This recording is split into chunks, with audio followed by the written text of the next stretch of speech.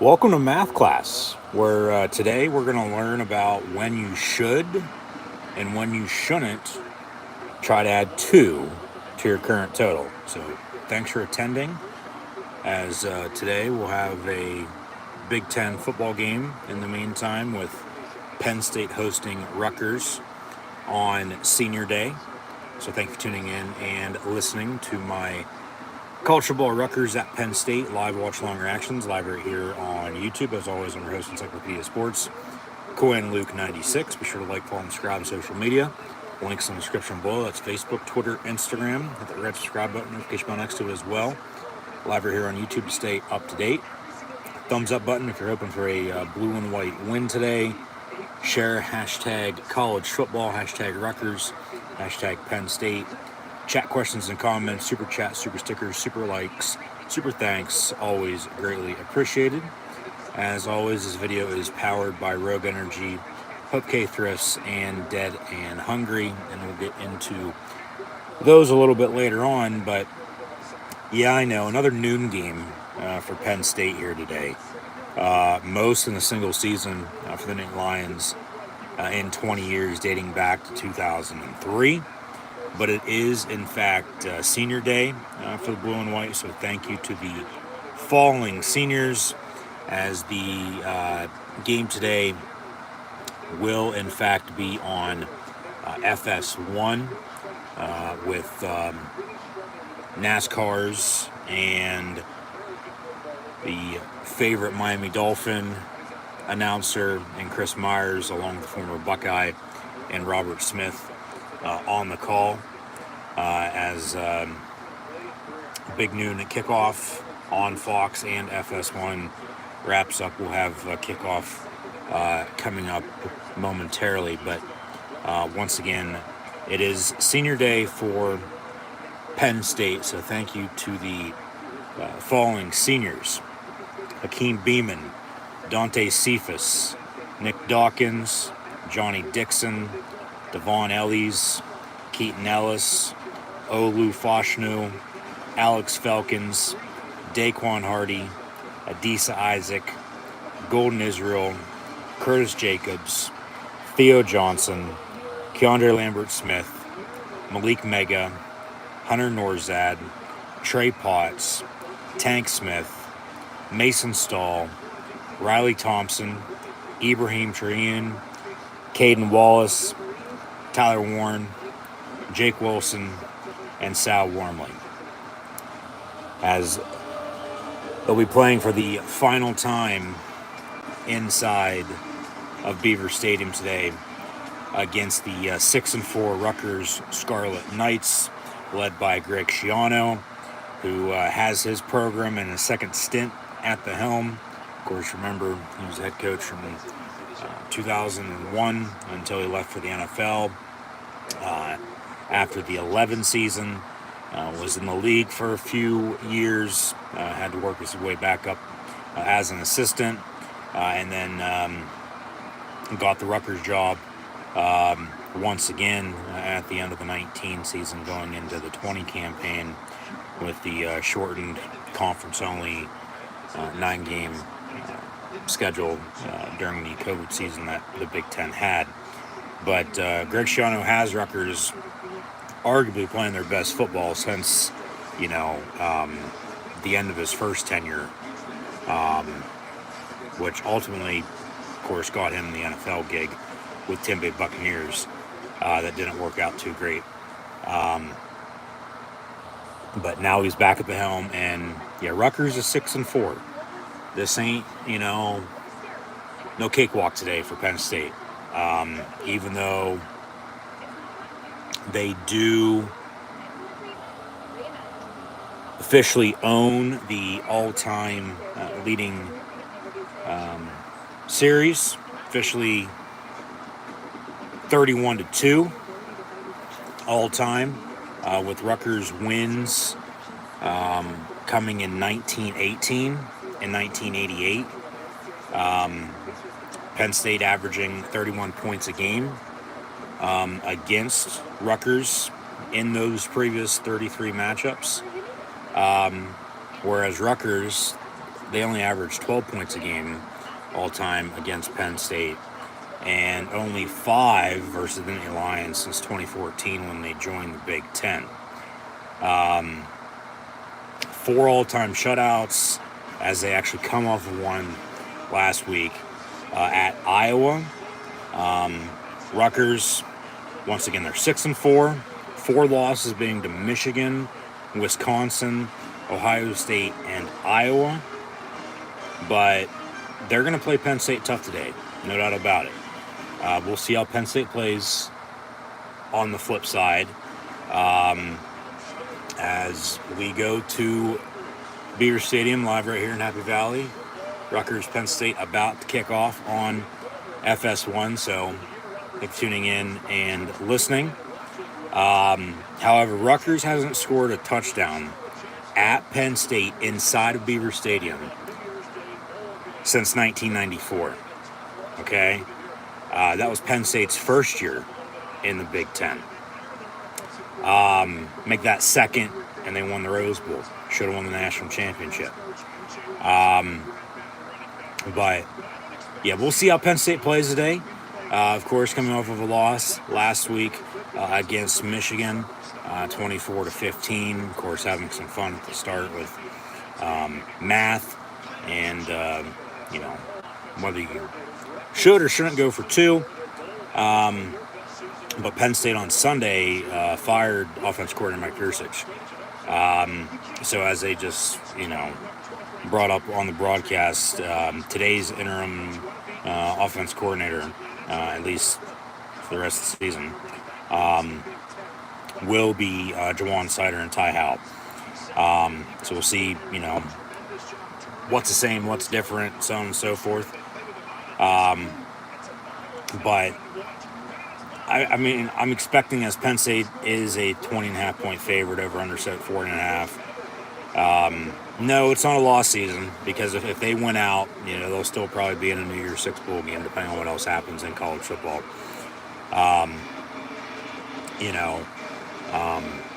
As they're going to go to commercial break real quick, and we'll get back to it and have kickoff shortly. Just take care of business,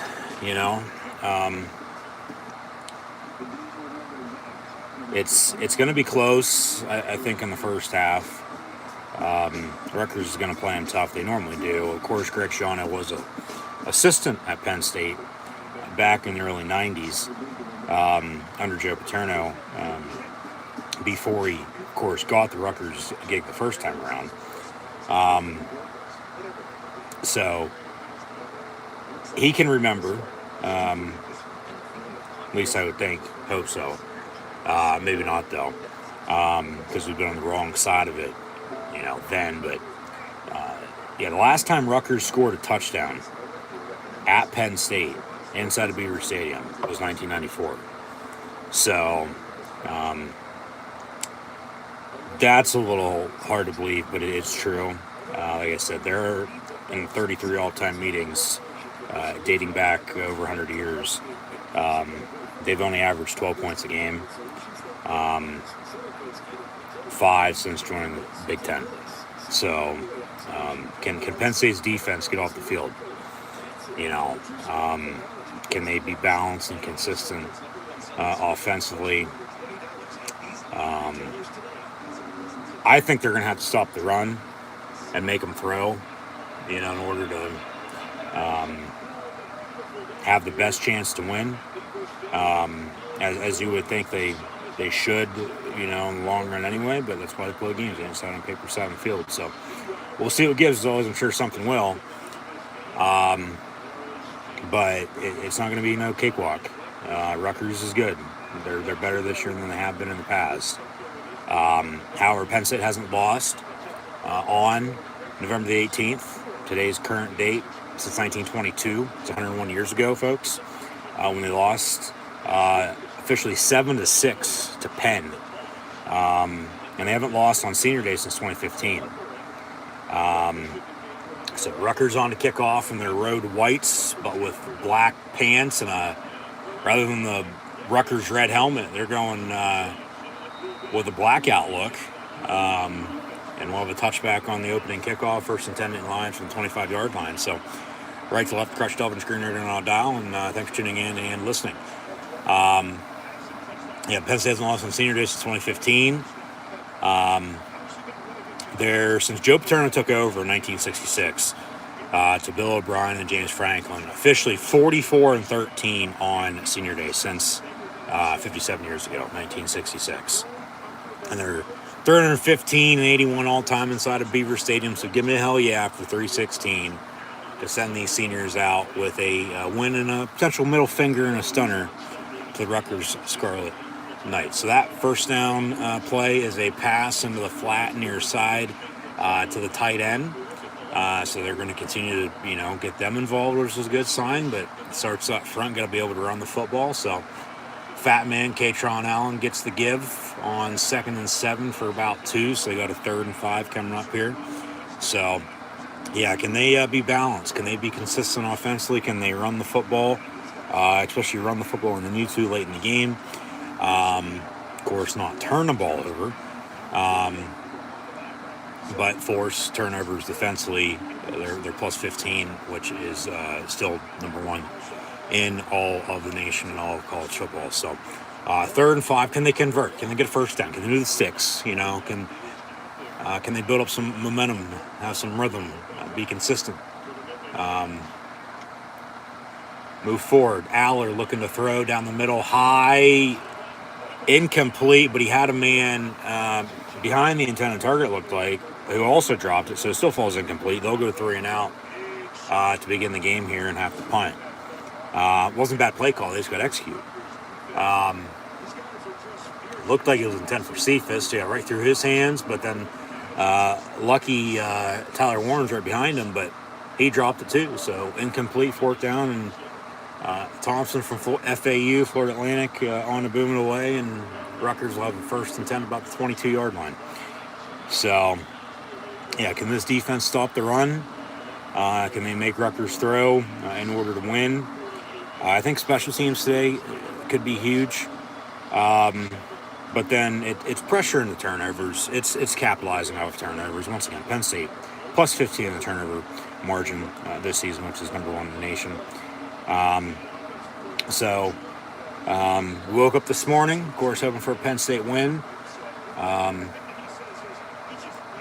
We'll see if the blue and white can get one to end the home slate before they go on the road on a short week next week against the Michigan State Spartans, who we're also going to be watching today. They are at Indiana currently. We're also going to be watching Michigan and Maryland, and Louisville and Miami. Those are the 4 games we have on here at high noon this college football Saturday. So thanks for tuning in and listening. As Rutgers gets 2 yards on the opening play, 2nd and 8.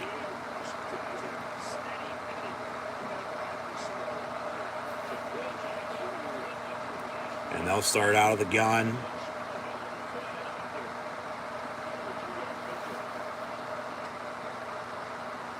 Looking to throw down the middle. It's caught, 1st down, with Dixon on the coverage. So,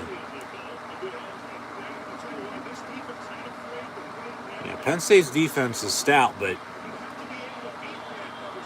even with big plays or not, they still got to stop. Get the hell off the field.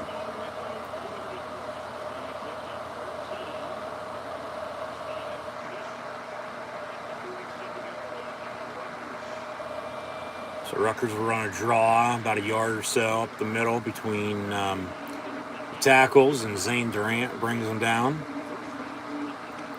So, like I said, we'll see here how today goes. I mean, with in-game decision making.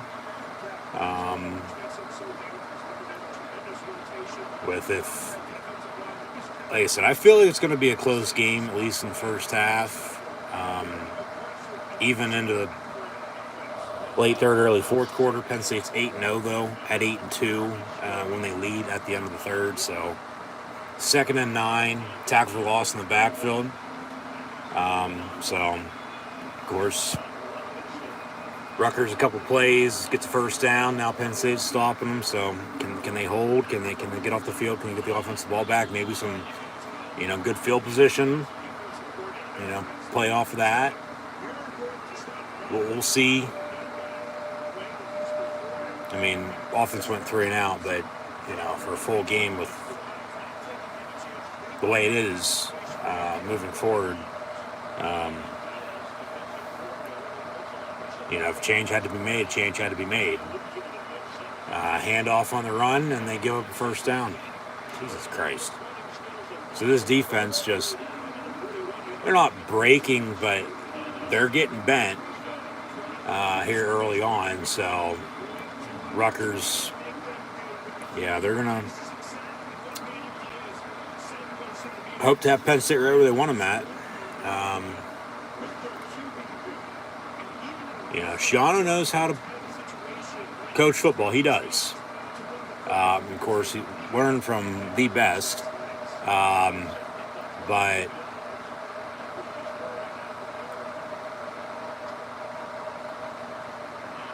they'll hand off, and 2 yards on that run. 2nd down again coming up. We'll see if they can truly play a complete full game. Once again, they're 6-4. Their 4 losses though are against powerhouse blue bloods in the Big Ten, and they're at Penn State today before they host Maryland next week. So we're getting down to the nitty gritty. I mean, both teams are bowl eligible, but Penn State once again, because people once again losing their damn minds after last week.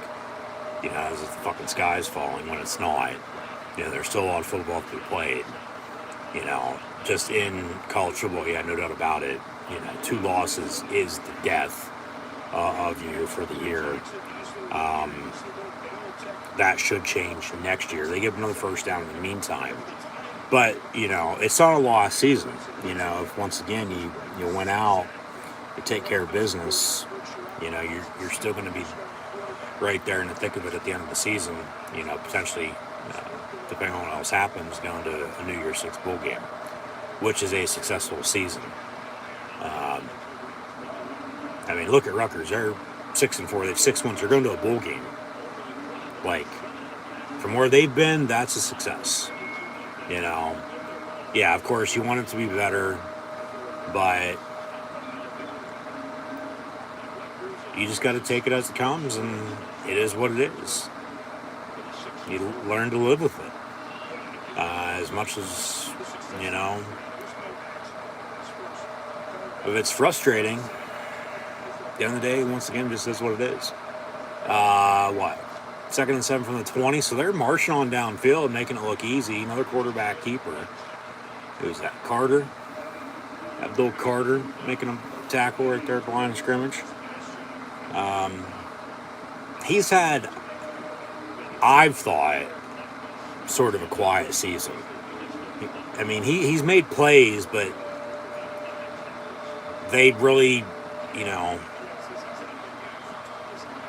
defensively, as it's been a group effort as it is, team sport, there really hasn't been one, big playmaker that's been the single one that's, okay, he's the one going to be making a play here.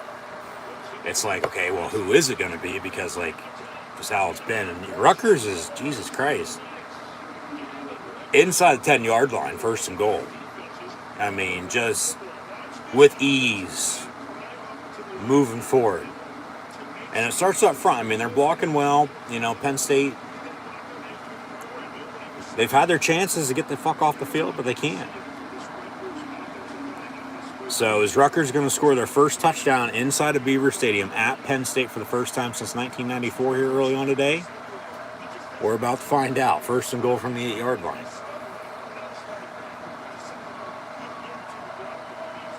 Come on, defense. 3, 2, 1 on the play clock. They get it off. Hand off again on a draw.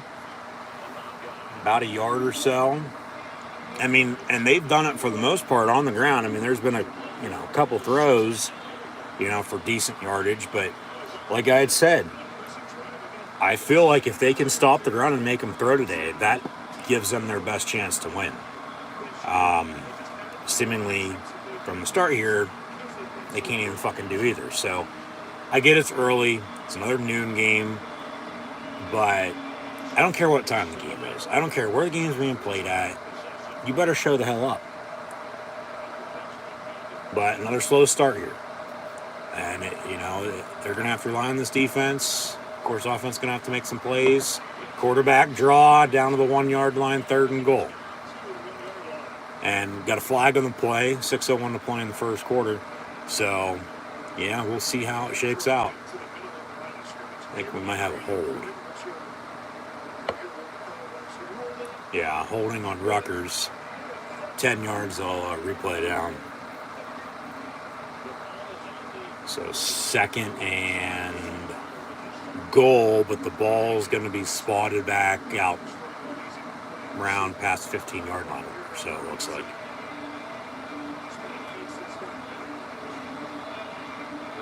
So they got 3 shots to punch it in to take an early lead.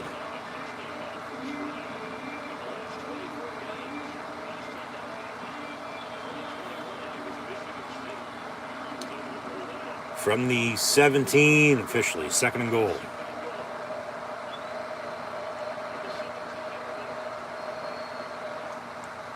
Quarterback gets snapped, another draw, and they stop him. No gain on the play. Yeah, as Chris Myers just brought up, this stat has been over Penn State's head for, close to 2 years. Michigan State game on senior day. A couple years ago. That was the last time Penn State defensively gave up a opening drive touchdown to the opponent. So, of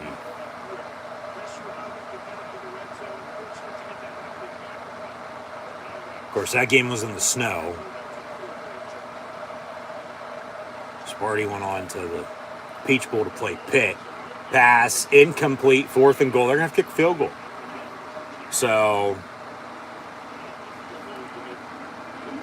that stat will continue. It's not an opening drive score. It's an opening drive touchdown. So this will be a 33, 34-yarder, give or take. 35 yards, they say. Add an extra yard for the hold.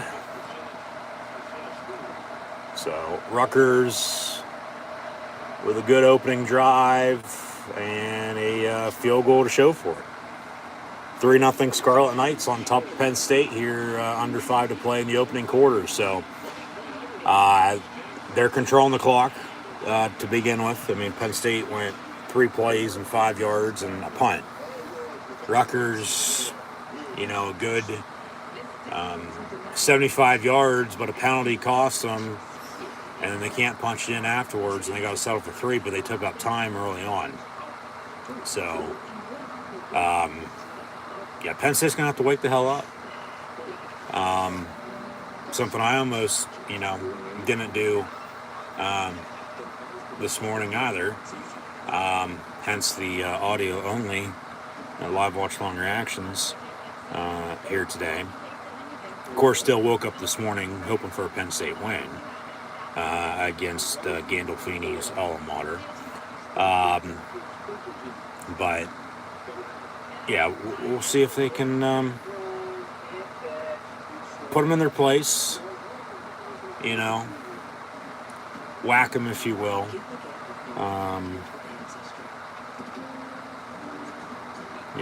Can Penn State be the Mafia, let alone the Sons of Anarchy,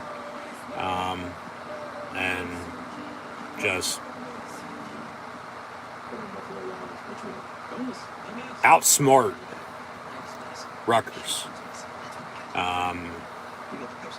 Win's a win at the end of the day. I mean, this rate really doesn't have to be pretty.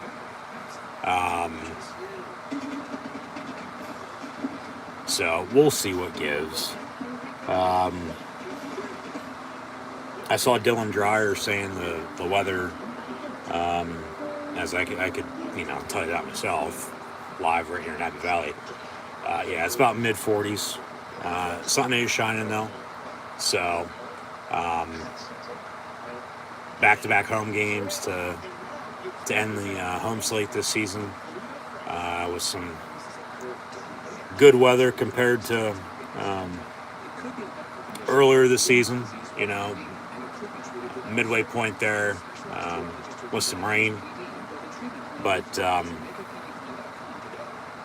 and the nation showing up. Of course, kids are going to be on break with Thanksgiving. So happy Thanksgiving, Merry Christmas, Happy New Year, or if you're a Happy Holidays person, there you go. But yeah, it's senior day for Penn State, so they're just seniors taking the field before the game began, and they were honored for their services. Singleton on the kickoff return to the 25-yard line, so just as much of a touchback. Of course, last year he had a 100-yard kickoff return for a score. Remember early on, Penn State at Rutgers, it was 10-10. Rutgers actually had a lead before then. Penn State scored however many unanswered it was to end it. So we'll see what this offense has got. First and 10, Penn State from the 25-yard line. Yeah, run the damn ball. Run the damn ball. Of course, with these tight ends involved, but somebody's going to step at wide receiver still. Handoff, fat man for 2, maybe 3 yards up the middle. Of course, Aller has to make plays, but, I mean, just get the hell open. He'll get you the ball. Yeah, somebody's going to step at wide receiver. That they have depth. It's just, to this point, sort of pathetic that they don't really have any wide receivers behind Keandre Lambert-Smith. They did have Harris Wallace, but he got hurt. I mean, there's been guys that have shown some signs of life here and there, but nothing's been consistent. 2nd and 8, and Aller on a draw up the middle gets a first down. So 1st and 10 Penn State. So first down in the game for the blue and white. Can they keep this going? Can they build up some momentum and rhythm and drive like Rutgers just did, and respond, tie it up with a field goal, and score a touchdown, take a lead? We'll see, but truly the tight end is once again the number 2, number 3 wide receiver, and has been for the most part all damn season long. So 1st and 10 from the 36. They'll hand off. Fat man up the middle again. Pile pushing for 6 yards, it looks like, or so. So 2nd down, Penn State.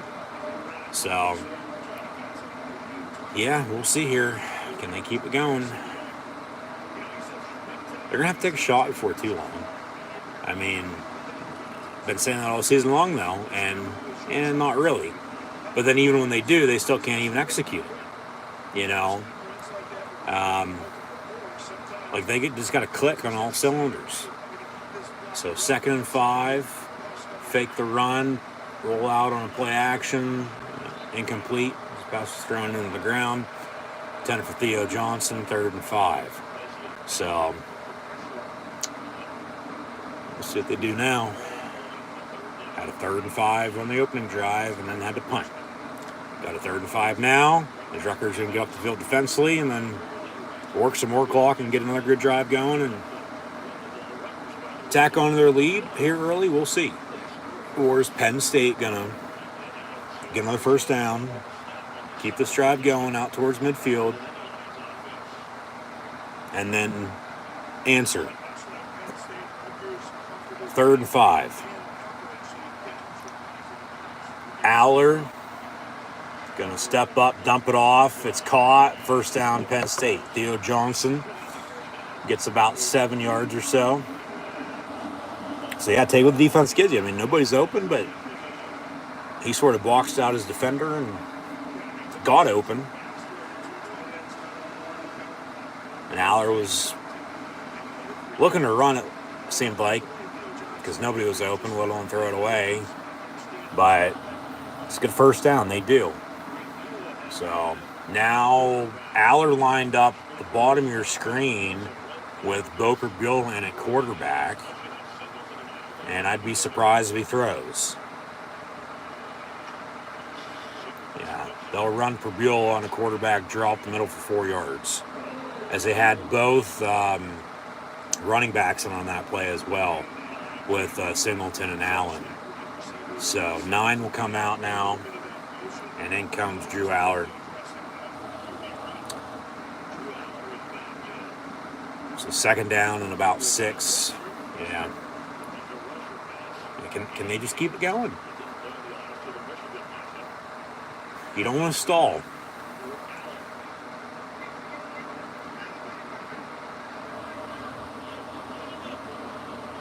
Into Rutgers territory, out past midfield. Aller gets a snap, handoff. Katron Allen for a yard. 2nd down. Another 3rd and 5 coming up. That's the...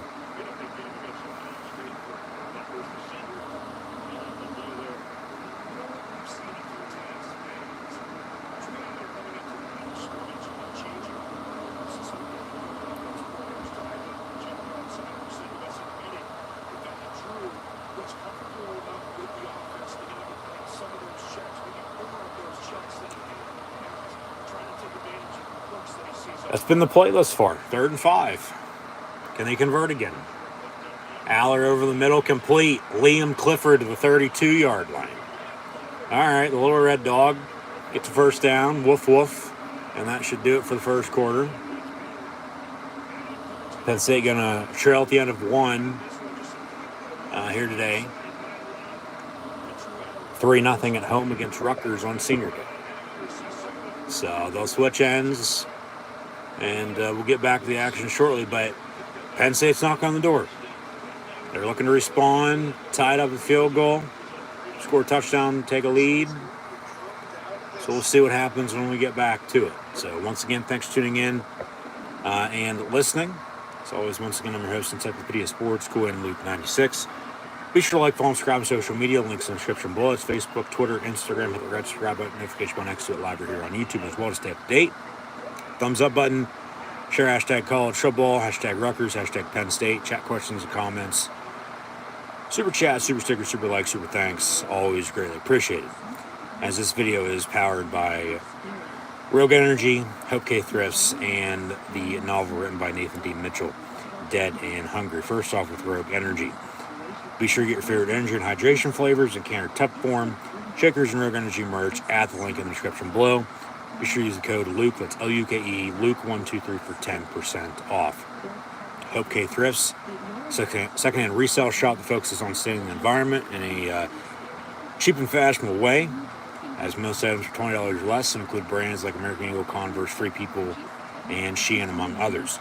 HopeKThrifts, found on Depop, Instagram, Macari, and Poshmark at, you guessed it, yes, HopeKThrifts, HopeKThrifts. So be sure to use the message stellar code CheapThrifts, CheapThrifts, CheapThrifts for 10% off. Link in the description below as well. However, in the meantime, the whole entire month of November for a Black Friday sale, HopeKThrifts is running 50% off everything, all items 50% off on HopeKThrifts. So be sure to check it out. Link in the description below. And then Dead and Hungry, a novel written by Nathan D. Mitchell. As a viral disaster sweeps across America, while Hank Broadman and his family are at Hightower Amusement Park, As society crumbles, Hank must guide his 9-year-old daughter Sarah through a treacherous, scathing new world. As victims of the virus bleed from their eyes, becoming faster and more violent with long nails and teeth, their skin breaks out in highs while they utter strange phrases, a shadow of who they once were, because, as always, if that would happen, that's how it would be. As Hank, being a former virologist, he uncovers the virus's origin and how it came to be. But it's not just people. Plants and animals alike fall victim to this dreadful disease. Trees turn black, bleeding sap, while their snake-like roots wrap around all remaining life. Grass turns dry and red, and animals of all kinds become rabid beasts. As we see the Big Ten conference commercial from coast to coast during this end of first quarter commercial break, with Rutgers leading Penn State 3-0. Hank, in the meantime, must fight at all costs, protect his daughter, once again Sarah, who is at 9, whose innocence degrades with each turn of a page. As Bob Seger once said, turn the page. With no hope in sight, Hank takes matters into his own hands, piecing together clues regarding the source of the lethal virus, from mysterious radio messages to evidence at the Pentagon to rumors of a cure. Hank slowly realizes what he must do to bring this to an end. The more he learns of this wretched sickness, the faster he sheds his own humanity, desperate to save himself and his little girl from a world in ruin. Dead and Hungry, novel written by Nathan D. Mitchell, found on Amazon, $4.99 for the Kindle, $15 for paperback. And if that doesn't interest you, well, you might as well be what the title says.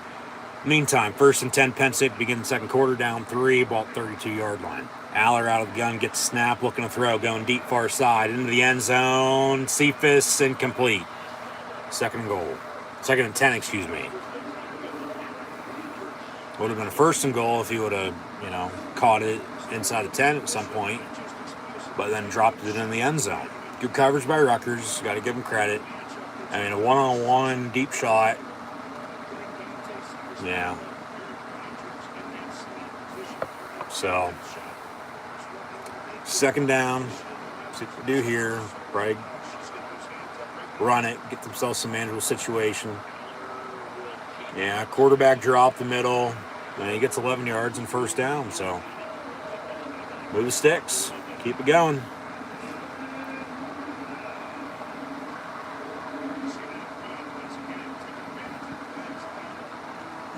Run it again. Neither defense can seemingly stop the run here early. So what defense is going to bend doesn't break in that regard. We'll see. But yeah, 1st and 10 now. Penn State again. Early second quarter. 3-0 Rutgers. Ball 21-yard line for the Lions. Fake the run, looking to throw. Come back on the screen to the fat man, Katron Allen. Gets about 6 to the 15. So make it 2nd and 4. Yeah. You got to score. I mean, if you got to settle for 3, all right, so fucking be it. But you got to score a touchdown here, man. They get down inside the goal line way too damn much. It's typical Penn State. It's nothing new. It's how it's always been. But then they can't punch it in. You got to score a damn touchdown. Out of the diamond. Hand off to the fat man. Aller probably should have kept it for himself. He would have walked in. Touchdown Penn State, but no. 2 yards or so. 3rd and 2 coming up. And of course you do score. Kick the extra point. You don't need to go for fucking 2. Because, well, if points are coming at a premium, wouldn't you want to take them rather than chase them? Yeah, I thought so too. Jesus fucking Christ. Some shit. They'll take a commercial break with an injury.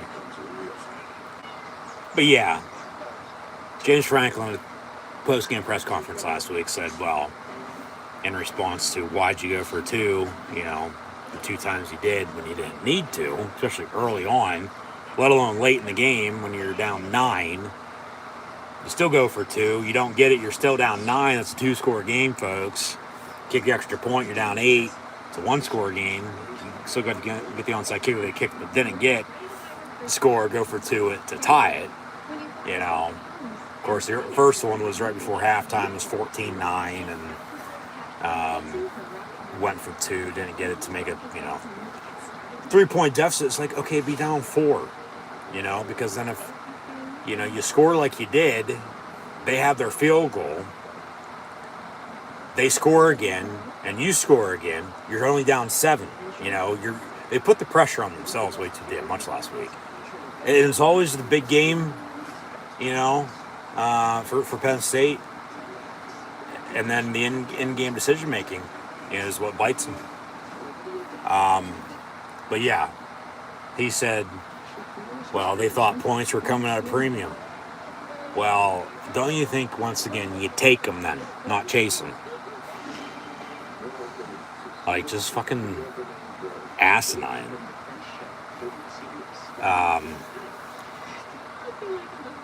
And then answering questions when really just beating around the bush.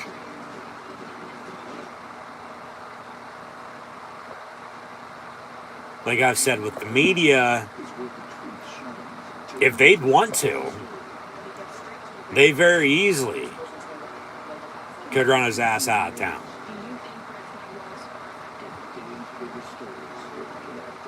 Easily.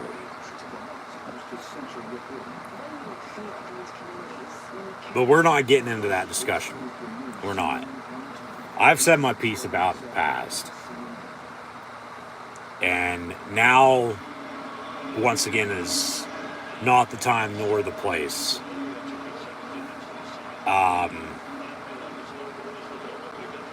Because it's frustrating, I know. But it's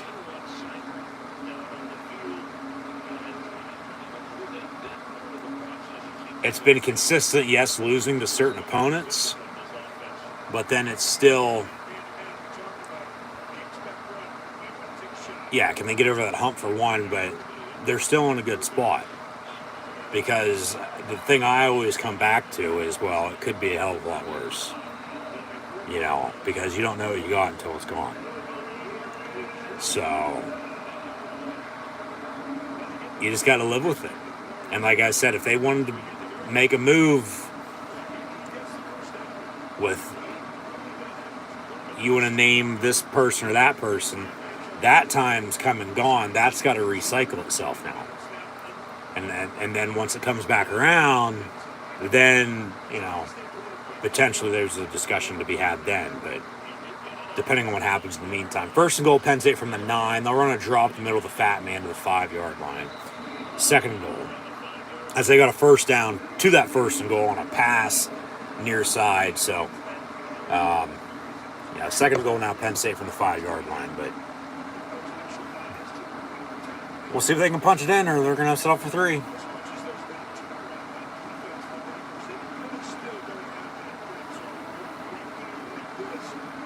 I wouldn't be surprised if they trot out for the extra point if they do score. Like, a lot of cheers from the crowd. Like, actually smartened up. Aller looking to throw.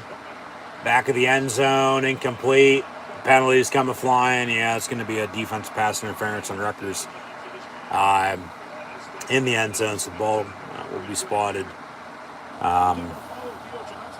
Officially at the 2-yard line, not the NFL, so not the 1-yard line. But yeah, pass interference Rutgers. Yep, 1st and goal, Penn State.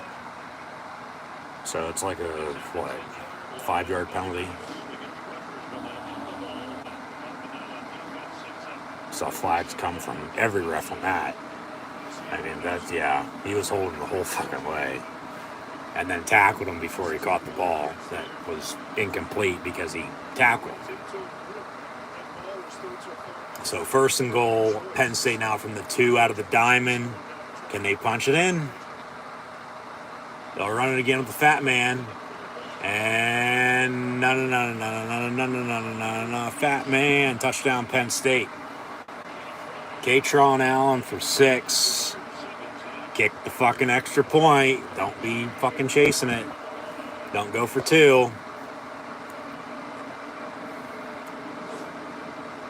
Because then you're going to be playing, back and forth with, field goals. If you do go for 2 and don't get it, because then you're up 6-3. Kick the extra point, as you should have done, not once, but twice last week. And then who knows what the hell happens. Extra points up and good, yeah.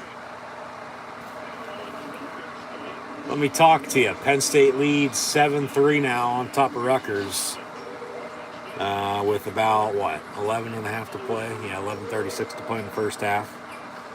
So, quick 3 and out by Penn State to begin the game. Rutgers goes on a scoring drive with the field goal. Penn State responds with a scoring drive of their own.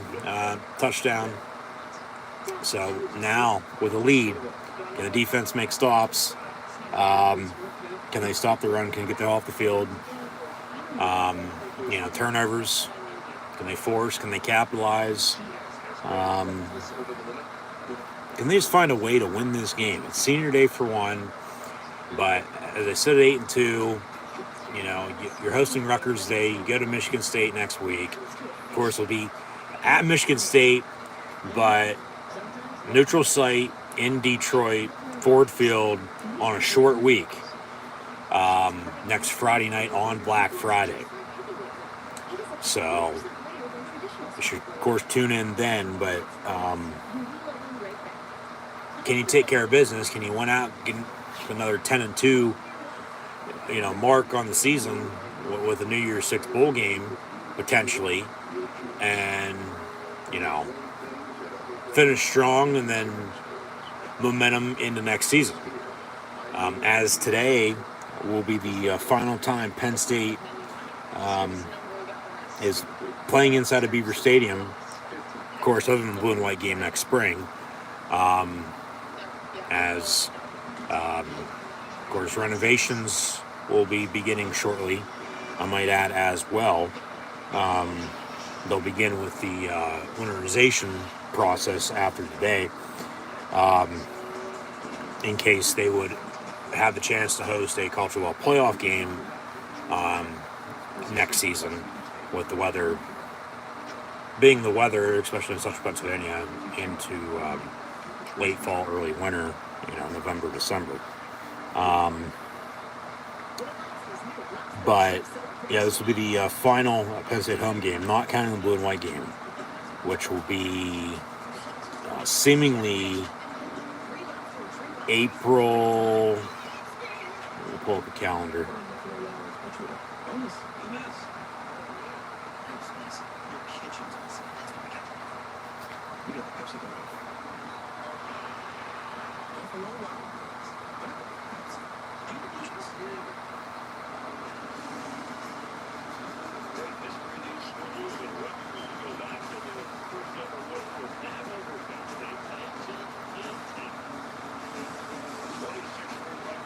Officially, what the hell?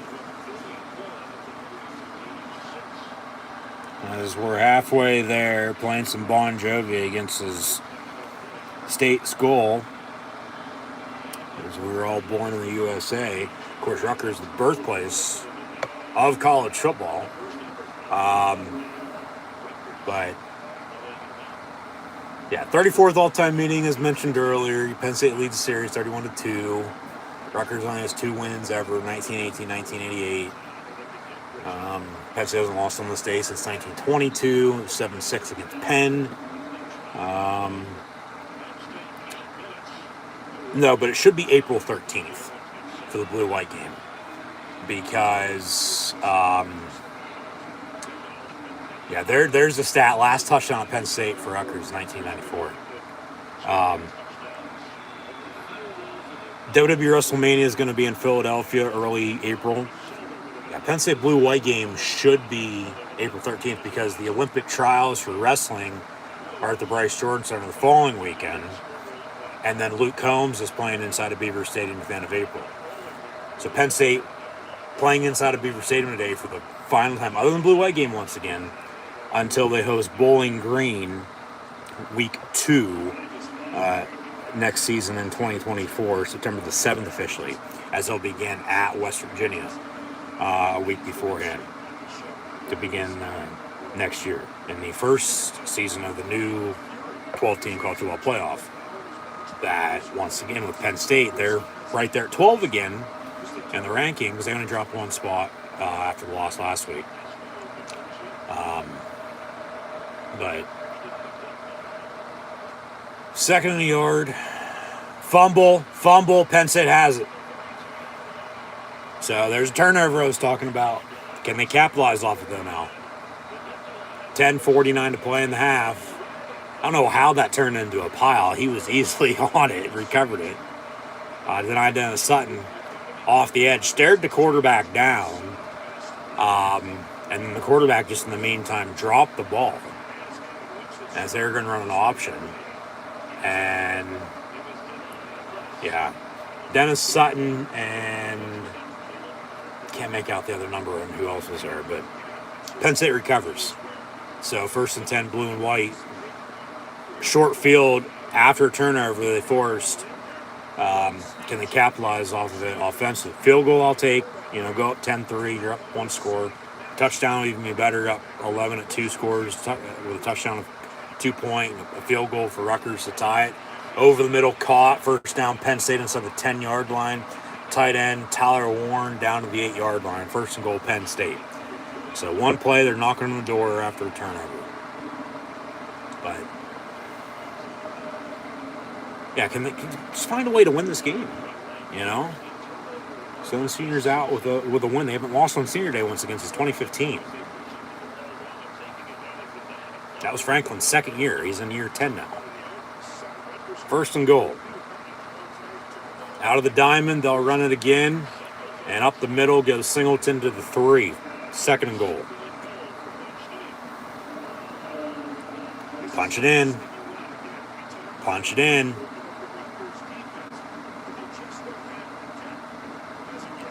Keep running it down their fucking throat.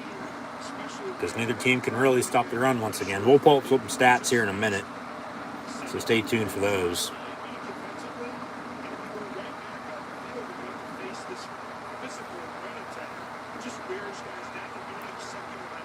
So 2nd and goal from the 3.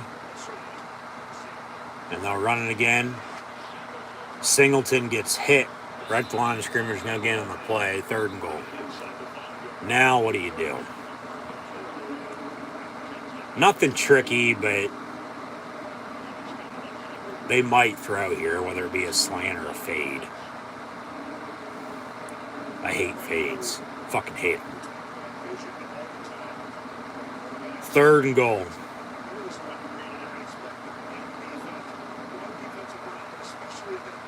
From the 2, I truly... No, ball's actually back at the 4. How the fuck did he lose 2 yards on that play? 3rd and goal, Penn State. Out of the gun, yeah, they'll throw. Slant over the middle, incomplete, time for Cephas. They're going to want a flag, but not going to get it. 4th and goal. I was going to say, why not run it again? Kick the field goal if you don't get it. Pass, incomplete, you're going to kick the field goal anyway. And it's not, well, they probably should have got a penalty on that. Looking back on the replay. Oh, well, they're letting them play. Incomplete, 4th down, Penn State. They'll kick a field goal here after a turnover. So they get down there, but then they can't punch it in. So this field goal will be a chip shot, 21 yards. Old school extra point in the NFL. High snap, holds down, kicks up and good. 10-3 Penn State. 8:44 to play in the half. They're plus 16 now in the turnover margin on the season. Still number 1 in the nation. And 3 points off of that turnover. That's right now the difference. You look at it. Because if they don't, have their touchdown, we're tied at 3. So,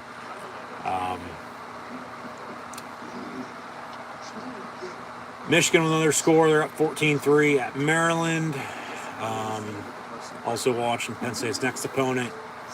in Michigan State. They're at Indiana, as Louisville and Miami are tied at 14. So,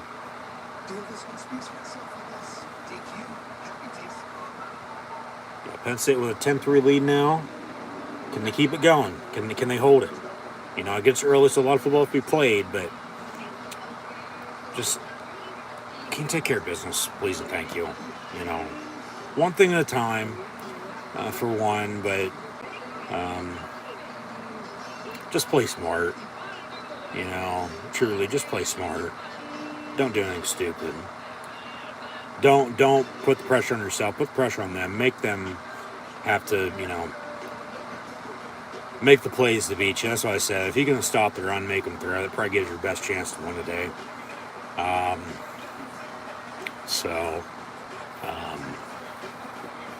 Rutgers is good. They're better this year than they have been once again in years past. Arguably the best they've played in a little over a decade. But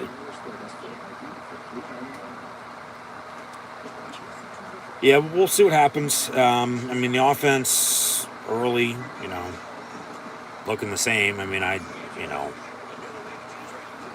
didn't expect a major change, even with the firing. You know, it's still business as usual. You know, it's the same old with the game plan. You know, with personnel and the play calls and just, yeah.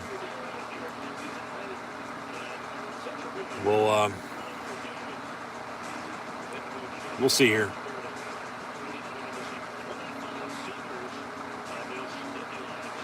Yeah, this senior class is going to be one to be remembered. I mean, yeah, a few transfers that came in, but the way college football is nowadays, transfer portal, okay, but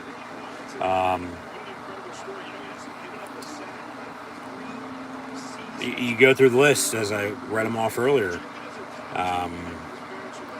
I've said these names a lot the past few years. And yeah, playmakers for sure. These big time players make big time plays in big time games, and whether it's senior day or the overall last game of the season or whatever, you know, case may be. Yeah, thank you to the seniors. We still got more football to be played, though, so. Yeah, come on, defense. You're up 10-3 now. Offense starting to wake up. I mean, defense, yeah, made a... You know, did sort of luck out on a penalty unless they probably gave him a touchdown early. You know, forced a field goal and then scored 10 unanswered, so... 1st and 10, Rutgers, and no gain in the play. 2nd and 10, so yeah, just keep at it, you know. Sick 'em. Got an injured Scarlet Knight again.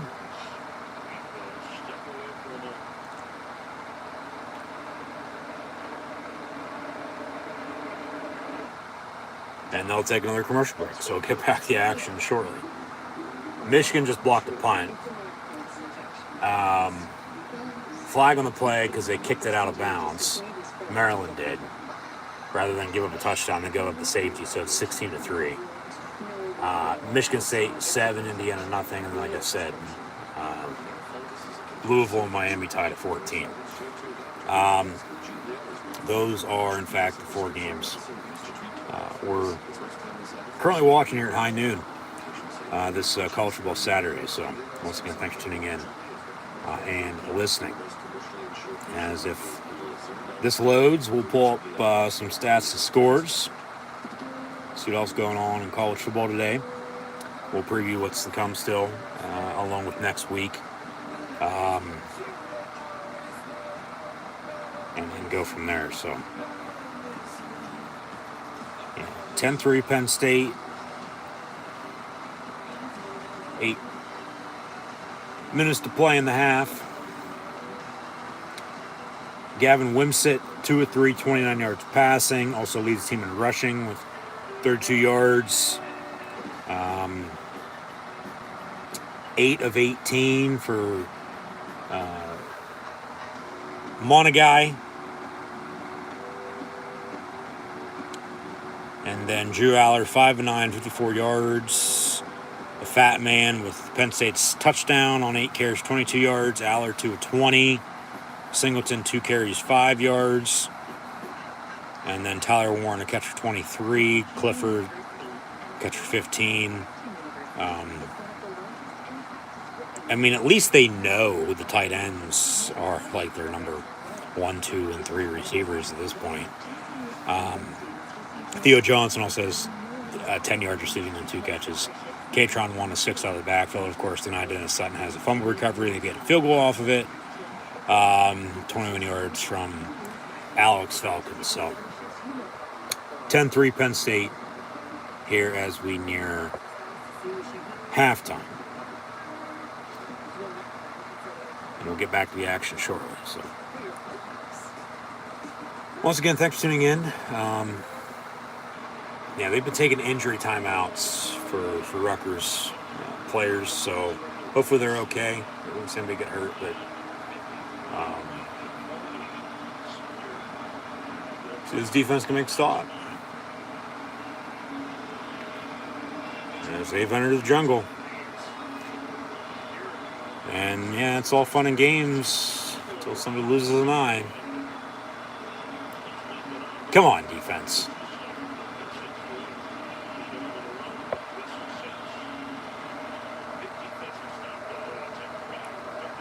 Trips top of your screen for Rutgers on 2nd down and 10. And they'll run a quarterback draw, but no gain on the play, 3rd down and 10. So I said, if they can stop the run and make them throw, gives them the best chance to win today. If they can, make plays offensively, let alone, of course, just overall score. Whether that's offense, defense, special teams, you want more points than your opponent. So 3rd down. Come on, defense.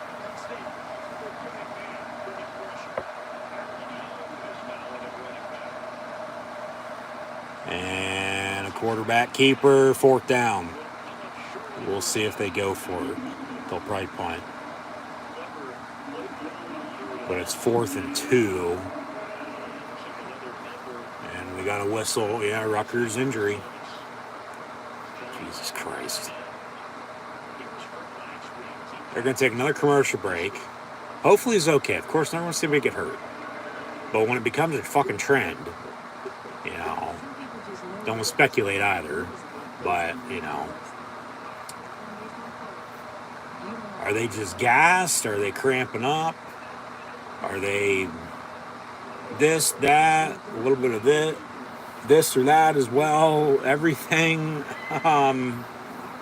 Just... Or are they trying to slow the game down? That's the other thing.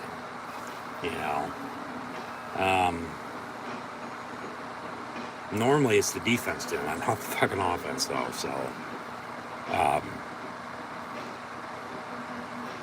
but then it's the physicality. I mean, they're 6-4, but once again, their losses: Michigan, Wisconsin, Ohio State, and Iowa. Now at Penn State today. Are they on their level? Just not in game with wins or losses. I'd say no, even though they're better, they still lost. But then, too, with physicality, they're getting fucking hurt. So, I get shit happens. It's just when it becomes a trend, it's like, come on, man. Hopefully it's okay, though. Once again, never want somebody to get hurt. But, just I guess that's why we're having all the commercial breaks right now. Injuries. So,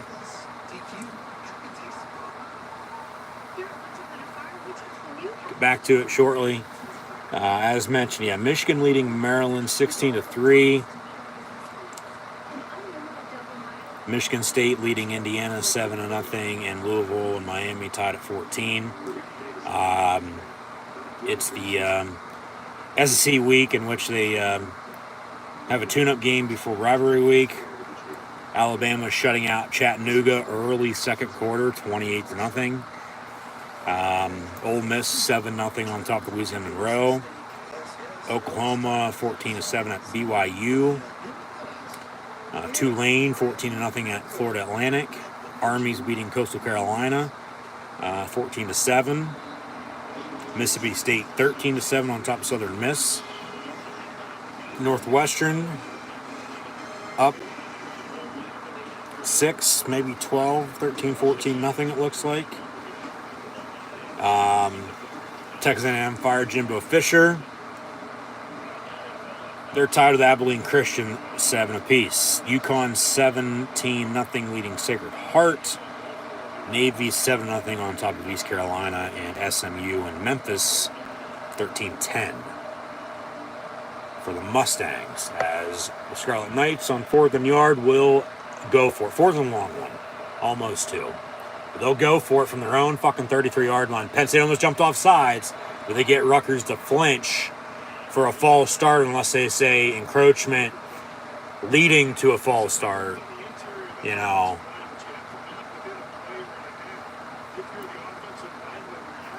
Making him, you know, cause it.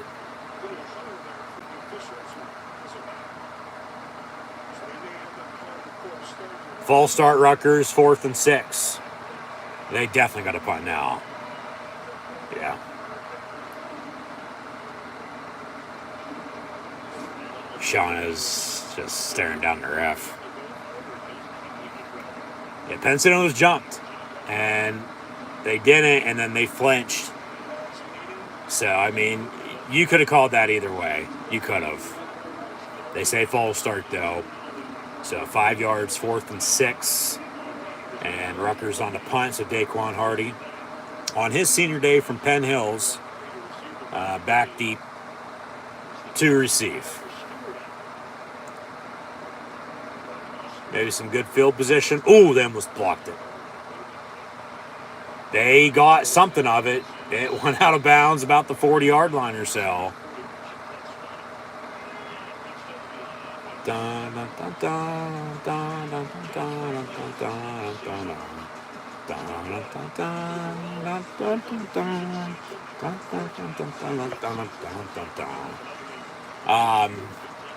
But yeah, Penn State up here 10-3. Yeah, we'll see the spot.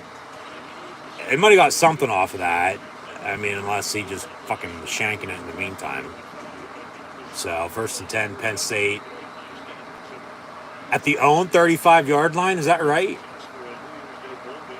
Okay.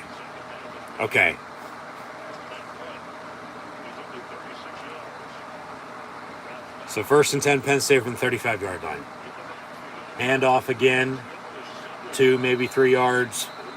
They blew it dead as the play was still ongoing, but they'll roll them down after 3 yards. 2nd down, but yeah, they bring up, Penn State's been right in the thick of it every fucking year for the most part. You know, if only there was a 12-team playoff the whole entire time rather than 14 playoff, they would have been in it, you know. And we wouldn't be having this discussion on, you know, losing this game or that game. You know, because once again, it could be a hell of a lot worse. You know, because, I mean, it is true. And I've said it before, too, that, like, you want to bring up, well, Penn State losing to this team or that team. Well, let alone beating every other team. Not bringing up names, but, you know. Same thing happened to Joe, same thing happened to Bill, and the same thing's happening to James. So, 3rd and 6, can they convert?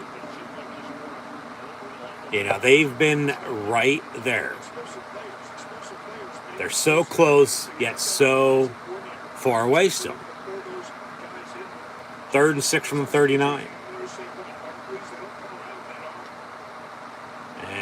Aller, pump fakes down the middle, caught. Omari Evans from Killeen, Texas, gets a Penn State first down.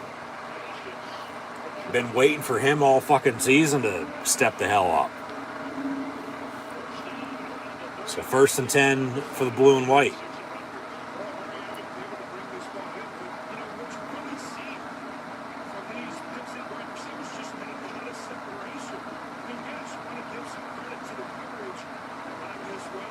Yeah, get the fuck away from the defender, get open.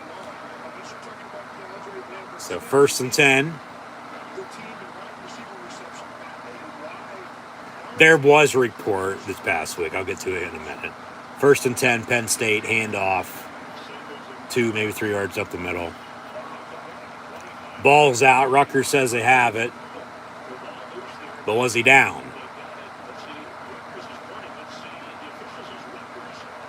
And Rutgers has the football, they say. So turnover, and now they're back to plus 15. But see a replay here for one. See if he was down at all before he fumbled it.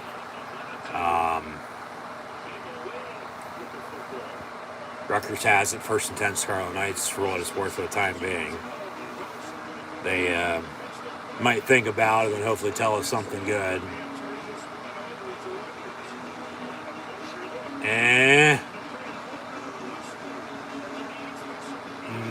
I don't know.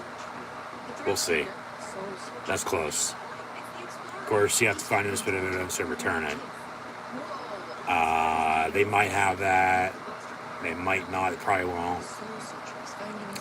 We'll see. No, there's a report this past week with the wide receivers that from sources, whether, those are coaches, players, whoever, that the wide receivers this season, they really haven't, as we've seen, play up to par because of how they practice. I'll leave it at that. Whether it's true or not beats me,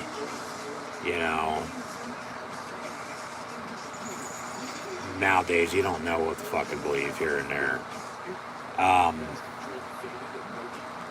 It could get not ugly or messy, but with just players moving ahead, whether they're there or not, who knows. Let alone, with coaches as well. Because that's one thing I said last week afterwards, was that with the 2-point tries and not getting it and all that, that he definitely knows the number in his contract, but he doesn't know how to add, 1 or 2 to what you have. Or if you try to and, you don't get it, you're stuck with what you have.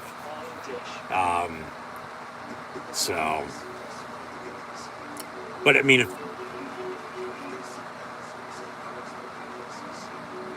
you don't want to be here, well, there's the damn door. And that's the thing with NIL nowadays. The argument as well, it's Penn State. You should just want to come to Penn State. But then it's college football, college athletics as a whole now. It's pay up, because it's all about money.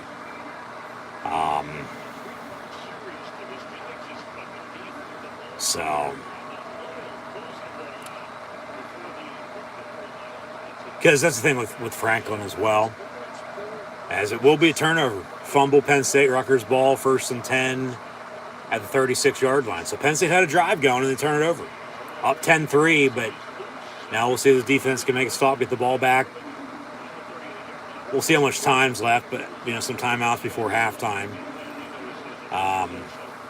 And Rutgers will get the ball back to begin the second half, I might add, as well. So, I mean, if they'd work some clock right now, score, potentially double dip into the early third quarter, and be right there. It's one score right now, but a hell of a lot closer, let alone on top of the lead, and pressure's on Penn State in the second half. 2nd and 8 Rutgers, but I'll get back to that thought in a minute. So the thing was, it was a fumble on the field. I thought this would have been a return, and they couldn't, so it stood as called. It wasn't confirmed, it stood. And it's Rutgers ball, now they got a third down. But yeah, like, he's had his chances to leave if he'd wanted to. And he stayed true. He hasn't left.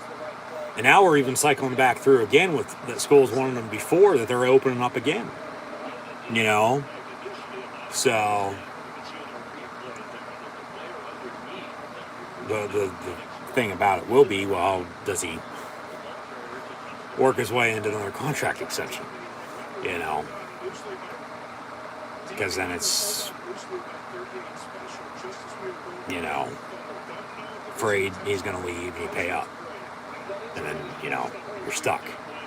If it stays true to how it's been, same old. One of those. So,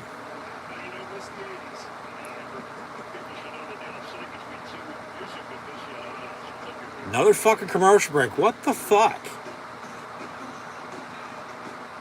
3:35 to play in the half. Yeah, it must be an 80s day. Hearing a lot of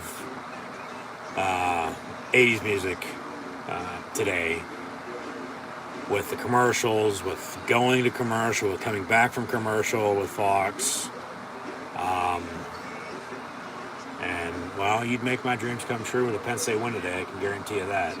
Get to 9-2. That's all I fucking care about. At this moment. So, and the team would tell you the same damn thing. So, no, just, that turnover's costly for the time being as well. Because Rutgers, with as many timeouts as Penn State has, with 3 and some time here before halftime, drive and score. Penn State had a drive going and they turn it over. Rutgers can capitalize as Penn State did with a field goal off of Rutgers' turnover. That's the difference right now in this game. Because if Penn State doesn't score, we're tied at 3. And then you have this turnover again where Rutgers can, retake a lead. But just, defense has to make a stop, because even with a lot of football to be played, you don't want to get this, game not, too far out of hand. I mean, it'd be on their side of things in that regard that, okay, game's over, but you don't want to let them get back in it. You don't want it to be too close. Try to, score when you have the chance, the opportunity, pull away. I mean, it's still a lot of football to be played, no doubt about it, or first half still, but, Rutgers can double dip here. They can drive, score, field goal, touchdown, 10-6, 10-10. Because remember, they're getting the ball back to begin the second half. So, defense going to make a stop. Who's going to be? We'll find out. I would say another turnover would be nice, but now we're even in that category, and 3 points off of the 2 of them for the time being, because Rutgers still has the ball, but they're still looking at the fucking fumble, yet a couple of plays have been run since, so it doesn't fucking matter, so quit fucking showing it. It's Rutgers' ball, 3rd and 3. They're worried about, you don't need to be worrying about. So Penn State, they make a stop. They're going to get the ball back. Unless Rutgers goes for it here. Remember, they lined up to go for it 4th and short earlier. Penalty cost, and they punted. Penn State then, had drive going and turn it over. 4th and 3. We'll see what Rutgers does. I mean, sure, they're going to go for it from back inside their own fucking 30. Why not go for it out around midfield? Penn State, Rutgers with timeout. Rutgers with timeout. Now they say Penn State with timeout. they're just egging on Jersey. They are. I mean, Eastern Pennsylvania, in my opinion, being in Central Pennsylvania, more of, Western PA, Penn State Steeler fan, not a Penn State and Eagle fan. Just fucking from Harrisburg over, give it to fucking New Jersey, because that's what it is anyway. Rutgers will punt on 4th and 3, and they sort of line up out of a I formation punt, and then they motion out. What the fuck is that?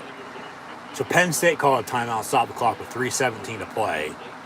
You're gonna get the ball back with 2 timeouts and a field to work with, up 7 to, hope to tack onto the lead before halftime. Have a 2-score lead at half. Rutgers gets the ball back, and then, at this rate, as Penn State's trying to restart another 30-point per game streak here today, I would say you think about it at this rate, like 1st to 20, or if Penn State gets to 20, if they can hold, they're fine, because Rutgers really hasn't done much. I mean, they have, but they haven't. So they can't capitalize off the turnover. But Penn State, they're moving up front, but no flag. Penn State starting back inside their own 5-yard line. 1st and 10 to 3.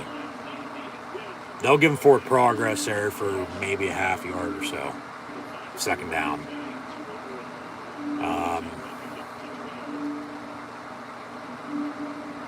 Can you at least use some fucking clock here before halftime if you don't get anything?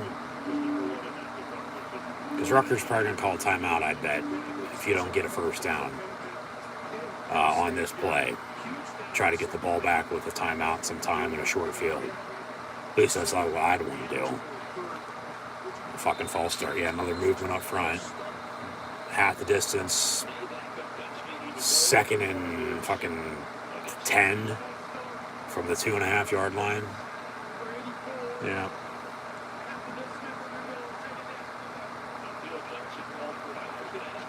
So, back-to-back plays, moving up front. They didn't call on the first play. They called on that play, though. And, 2nd and 10, Penn State. 2:23 to play in the half, up 10-3.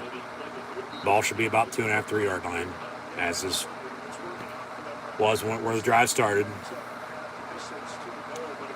Yep. So out of the gun.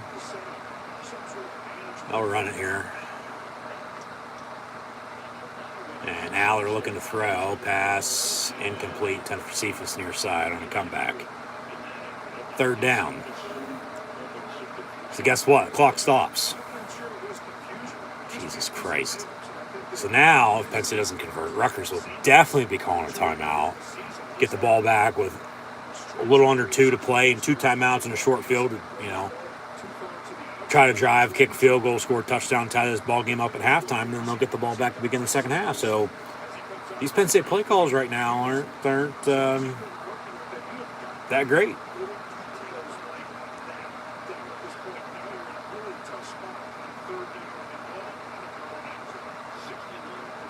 So 3rd and 10 from the 2.5-yard line. Now they're looking to throw. Incomplete. Jesus fucking Christ.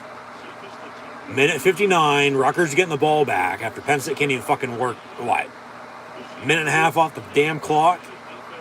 And guess what? Rutgers still has all 3 timeouts, and they're getting the ball back with a short field, and they're once again going to look to score before halftime, plus get the ball back in the 2nd half. So this defense, they rely on way too damn much. I swear I watch the same fucking game twice a weekend with Penn State and the Pittsburgh Steelers. It's just the colors are different. From the offense to the defense, and then special teams. Yeah. 1st and 10, Rutgers. Come on, defense.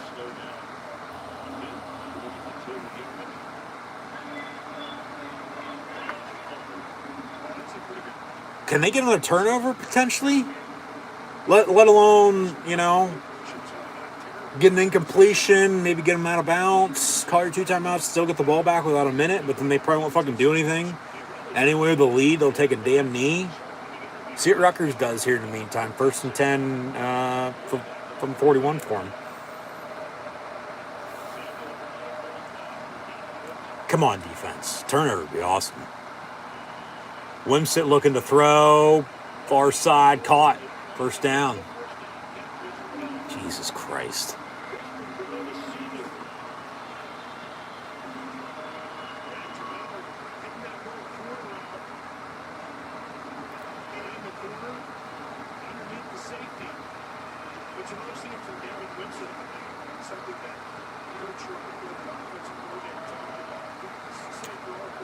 First and 10, and of course they got out of bounds as well, so the clock stops, and still got 3 timeouts, and a shorter field now from the 40 into Penn State territory, 1st and 10 Rutgers. Come on, defense. And down the middle, caught, 1st down again at the 25. Jesus Christ.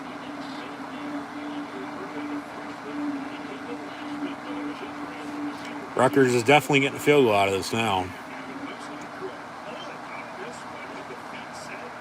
They'll run it, nowhere to go. So that's what I'm saying. Like, stop the run, make them throw.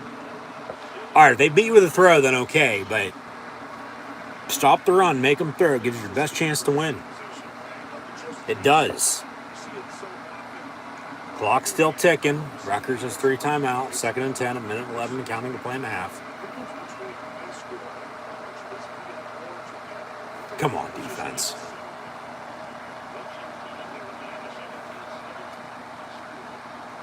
From the 25, gets a snap, slant over the middle, caught, and then dropped, incomplete. They might say a fumble. Rutgers still recovers anyway. They might get some more yardage out of it, as the ball was being kicked around. See what the rolling on the field is. Might be a 1st and 10 Rutgers of the 12 rather than the... it's really only like a 2-yard difference. Or no, down inside the 10. From the 14 to about the 6-yard line or so, give or take. But what did they say, catch and a fumble or incomplete? They're going to look at it. They're going to review it. So think.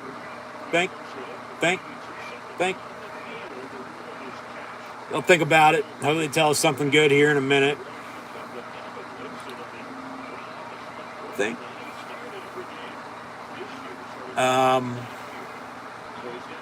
I mean, nowadays, I don't think any of us know what a fucking catch is anymore. It looked like he caught it. It looked like he had some control and possession as he was running. Good coverage by Johnny Dixon. They still recovered anyway. I mean, it's going to be where the ball was. Okay, rolling on the field is a completed pass. So then it's a fumble then afterwards. Rutgers recovers inside the 10. So it's really where the ball is going to be spotted at. 14-yard line, 12-yard line, 7-yard line, give or take. That's where we're at.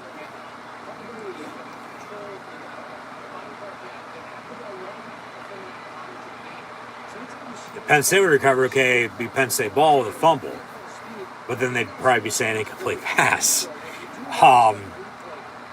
Let alone hopefully still looking at it. Thing is, you have to find this bit of evidence to return this.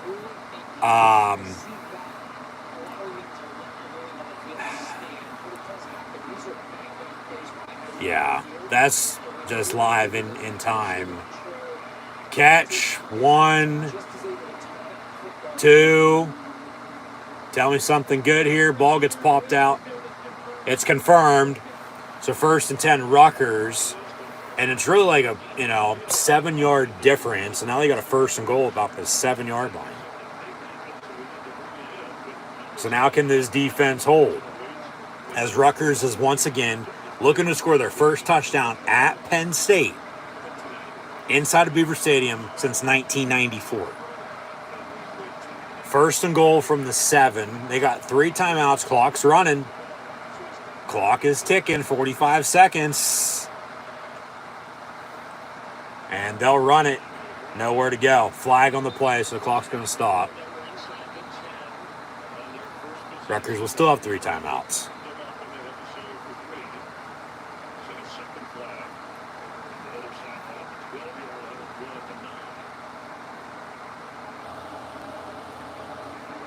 So the penalty is probably hold. 2 fouls. Holding on Rutgers. And then illegal formation on Rutgers. Holding is going to be accepted. They'll replay down first and goal, back them up 10 yards. Yeah, illegal formation is only 5. So you take the 10-yard penalty. And what? First and goal. Back at the 17.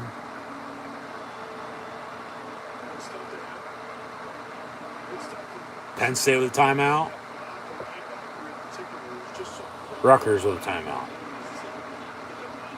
Okay. They'll think it over. Got a first and goal. 38 seconds. Of course, got a couple shots to punch in here. They might have to settle for 3 again, though. We'll see. Come on, defense. Make a stop before halftime.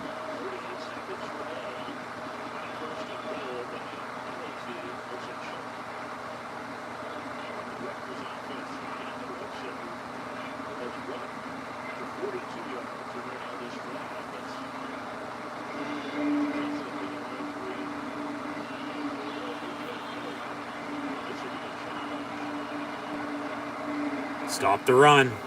If they beat you with the pass, so be it. But you got to start covering, though, too, because they are starting to beat you with the pass.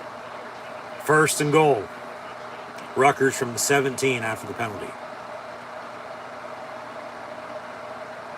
Maybe bring some pressure. Yep. And pass incomplete with Kobe King on the coverage. Who was that came off the edge?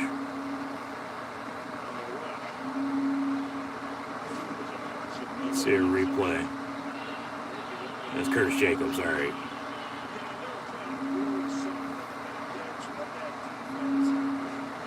Do it again. Second and goal.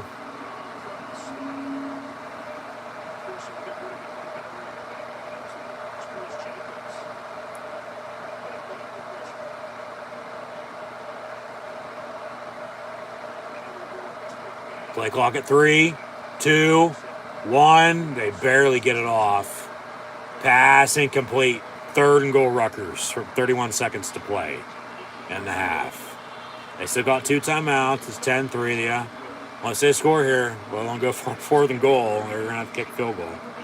So penalties. They get inside the red zone, but penalties back them up. Come on, defense. Turnover would be awesome.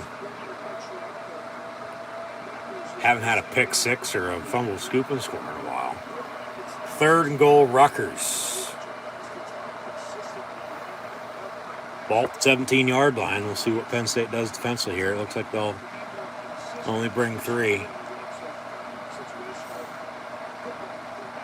And Rutgers will run a draw. Tackle them down at the 10. Rutgers might drain this clock and kick a field goal now. Exactly what they're going to do. Take it 3 seconds, call timeout, kick the field goal down the half. And Penn State's going to let them.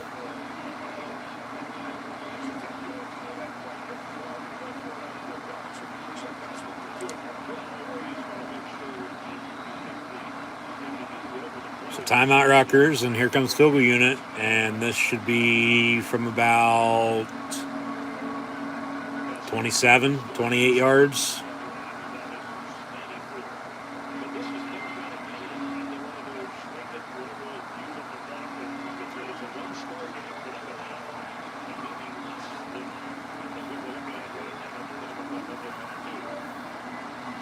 Today's music game got the same soul. 4th and goal, Rutgers. And they'll kick a field goal going into halftime. Yeah, 28-yarder. Can they block it? You going to ice them with a timeout?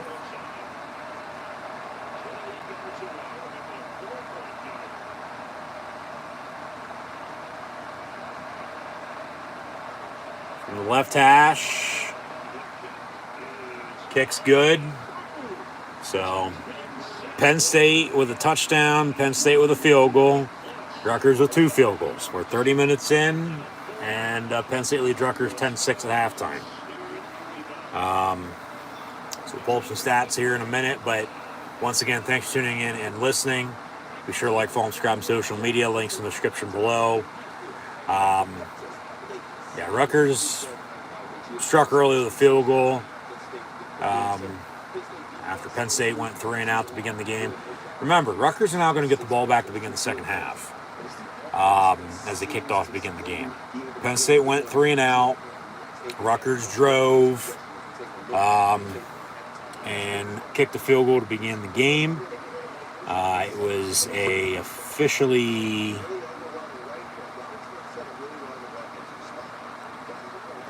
pull up scoring drives with the box score here. Their opening drive was 14 plays, 61 yards, and took up 9 minutes for 3 points. And then Penn State responded, did them one better by plays and 14 by yards, let alone 61 less seconds, and scored a touchdown. 7-3 Nittany Lions. Rutgers fumbled. Penn State got a field goal out of it with a short field. Rutgers had to punt. Penn State fumbled. Rutgers couldn't capitalize off of it. And then we're back and forth. Rutgers gets a field goal as they drain the clock to end the half. It is 10-6 Penn State here at halftime. So Rutgers, will get the ball back to begin the second half. Defense going to make some plays. I mean, Rutgers, their 2 field goal drives down inside the 10-yard line, they've shot themselves in the foot with penalties. Unless they would probably have a fucking lead right now. You think about it. We'll get team stats in a minute, but Wimsett, 5 of 8, 81 yards passing. Also leads the team in rushing with 42 yards. Drew Aller, 6-12, 79 yards. Has 2 carries, 20 yards rushing as well. But the fat man, Katron Allen, 9 carries, 24 yards rushing and a touchdown. Nick Singleton, 5 of 9. Omari Evans with a big grab for 25 yards. But then remember, they ended up fumbled a couple plays later anyway, so it didn't fucking matter.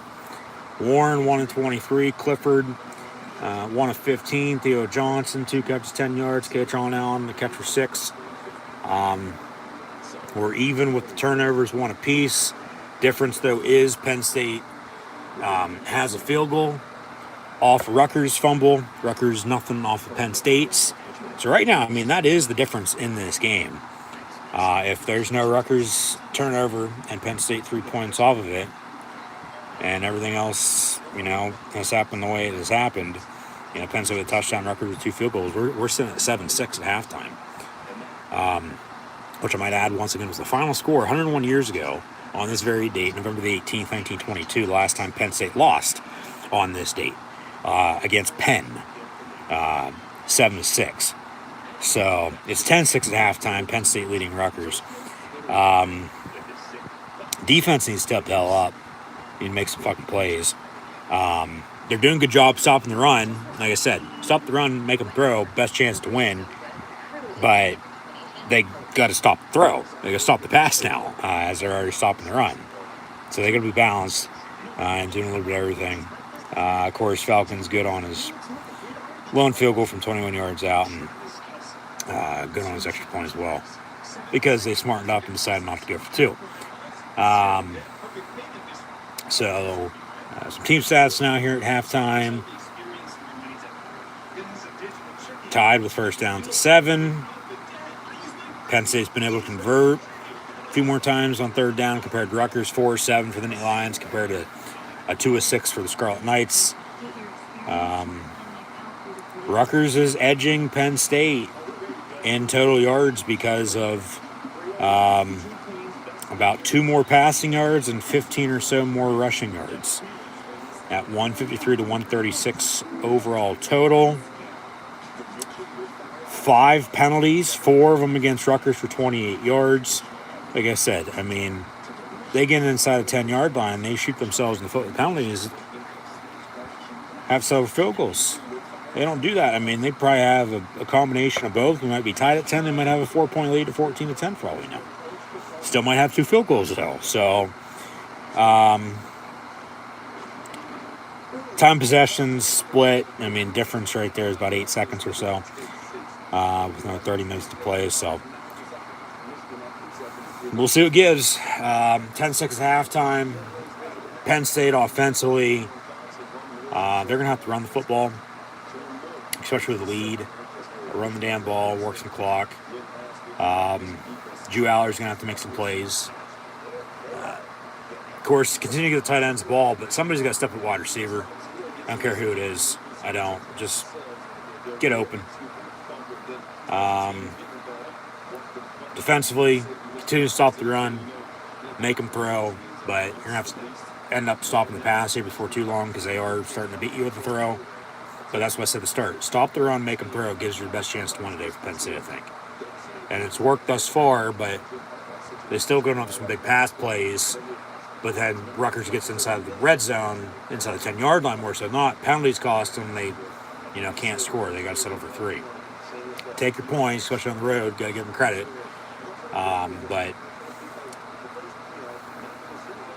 defensively as well, continue to force turnovers, which they did. They got 3 points off of it, plus 16, but then they turned it over themselves. So we're back to plus 15 in turnover margin for Penn State, which is still number 1 in the nation in all college football. But like I said early, felt like this game was going to be close. Going in the second half, somebody's going to have to step up and make a play. Who's going to be, we'll see. They're going to need a couple big defense stops. Overall, they just got to control this game. If they can control the line of scrimmage, run the ball, work some clock, not do anything stupid, Penn State's going to be fine. You got to be balanced. You got to be consistent in all phases. Still think special teams is something to watch out for, though. So keep that in mind. And as we said at halftime, 10-6, Penn State leading. They're 8-0 when they lead at the end of the third quarter. So these next 15, as I said, 8-2 overall in the season, these next 15 minutes are going to be crucial. They are. Because Rutgers is good. They're making Penn State play their game. They're keeping it close. They have Penn State right where they want them at. They do. I'm not surprised, one bit that this is the way it is. Like I said earlier, this game ain't going to be no cakewalk. Because Rutgers ain't, who they once were. They're playing their best ball at 6-4 for the first time in, a good decade or so. Okay, so, yeah. 10-6 at halftime. We'll see if Penn State ends up whacking Rutgers or if they get whacked themselves. And then don't stop believing, starts playing as we fade to black. But, yeah, I'll leave it at that. I mean, just take care of business, because if you win out, which is today and then next week on a Friday night, short week, especially with the holiday, happy Thanksgiving to everybody. Play at Michigan State, neutral site in Detroit, at Ford Field, home of the Detroit Lions in Motown. Michigan State leading Indiana 14-7, make it still 14-7. Indiana misses a 53-yard field goal to end the half. So, Of course, next week, too, Battle of Land Grant Trophy. It's a rivalry game. So, yeah, take care of business, win out. You're still going to be there in the thick of it at the end of the season. For the most part, potentially, probably depending on what else happens, playing a New Year's Six Bowl game. Seemingly from the Peach to the Cotton to the Fiesta, or anywhere in between. It's not going to be the Rose or the Sugar, because that's the college football playoff. And then there's the Orange Bowl. But then that would go to, you would think, one of the two teams they've lost to if they both don't make the college football playoff. Which they still could, but they play also next week in the game. So we'll see what happens. So games played, folks. Ain't side on paper, side on field. Some crazy shit happen, though. We'll see. But, and then a successful season, Even though it's become the new normal, it's still a successful season, and, you build towards the future off of it. You have momentum. Of course, get over the hump. And everybody's always going to have something to say regardless, whatever the hell is going on. Just think, it could be a hell of a lot worse. Okay? So, take it for what it's worth, because you don't know what you got until it's gone. Once again, it could be a hell of a lot worse. It could be. And then what are you going to be saying then? Because it's all about the narrative. It's all about the, perspective view from this side or that side. So they just got to execute. They're up 10-6 here at halftime. Like I said, just find a way to win it. It's senior day. Some of the seniors out with a win. Haven't lost on senior day since 2015. Since Joe Paterno took over in 1966 to Bill O'Brien and James Franklin. Penn State on senior day since 1966 is 44-13 over the past 57 years. So that's, a pretty good percentage. Along with winning, as many straight as they have. Once again, not losing on senior day since 2015. They haven't lost on November the 18th since 1922. It's 101 years. Okay? None of us were fucking alive unless you're 101 or 102. And they probably won't even fucking remember it. But, yeah. Just take care of business. Just find a way to win this game. And then, of course, still 1-0 mentality. Got to get ready for next week. Don't look at next week just yet, because it's still going to have to be played, but you'll have a short week. And you'll be playing Michigan State and New Forsyth in Motown, Detroit, Michigan, from Ford Field, home to Detroit Lions. So, and then it's, depending on what else happens, another game after that. Who knows where and against who? We'll find out December the 3rd.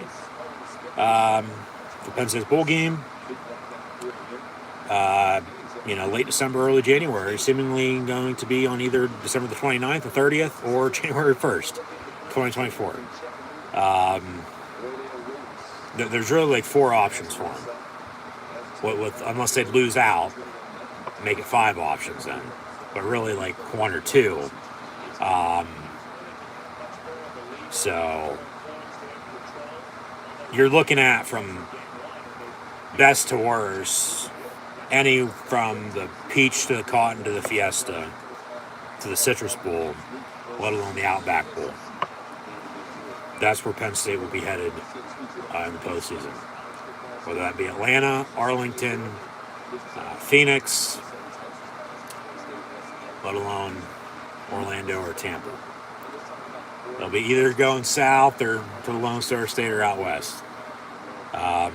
So I'll leave it at that, but still going to have the football be played here. They're up 10-6 at halftime against Rutgers. So once again, thanks for tuning in and listening. As always, once again, I'm your host, Encyclopedia Sports, go on Luke 96. Be sure to follow, subscribe to social media. Link in the description below. Thumbs up button, share, hashtag college football, hashtag Rutgers, hashtag Penn State. Chat questions and comments, super chat, super sticker, super like, super thanks.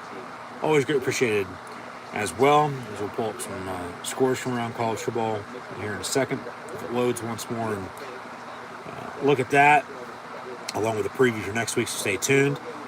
But as always, this video is, in fact, powered by Rogue Energy, HopeKThrifts, and the novel written by Nathan D. Mitchell in Dead and Hungry.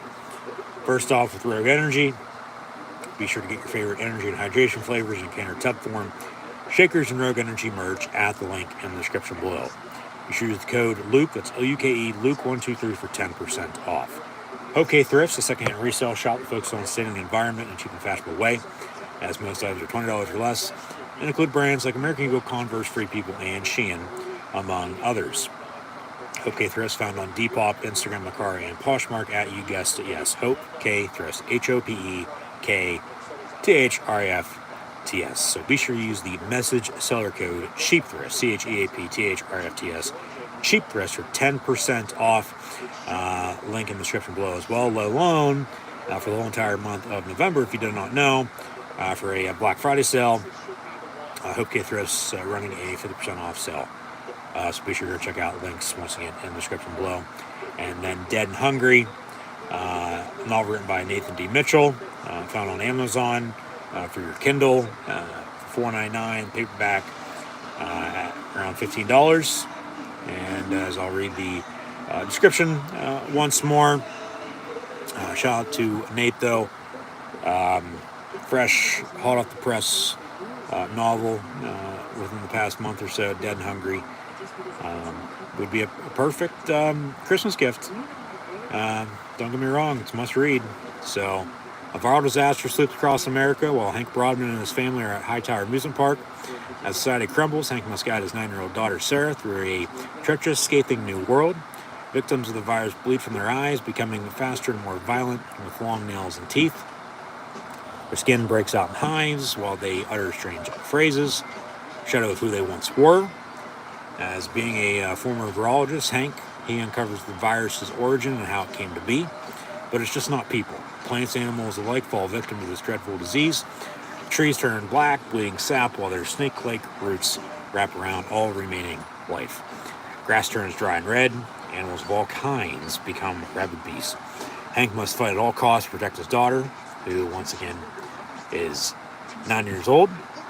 Sarah, whose innocence degrades with each turn of a page. With no hope in sight, Hank takes matters into his own hands, piecing together clues regarding the source of the lethal virus, from mysterious radio messages to evidence at the Pentagon to rumors of a cure.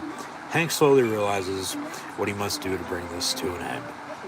The more he learns of this wretched sickness, the faster he sheds his own humanity, desperate to save himself and his little girl from a world in ruin. So if that doesn't interest you, well, once again, you might as well be what the title says, Dead and Hungry.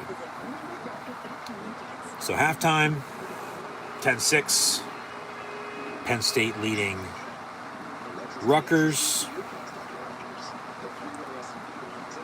Get some college football scores out for you here. For the games ongoing this beautiful Happy Valley Saturday.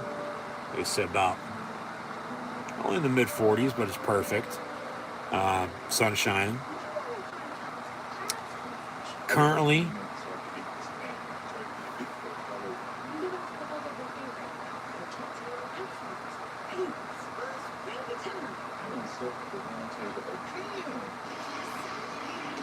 with the noon games and then now some of these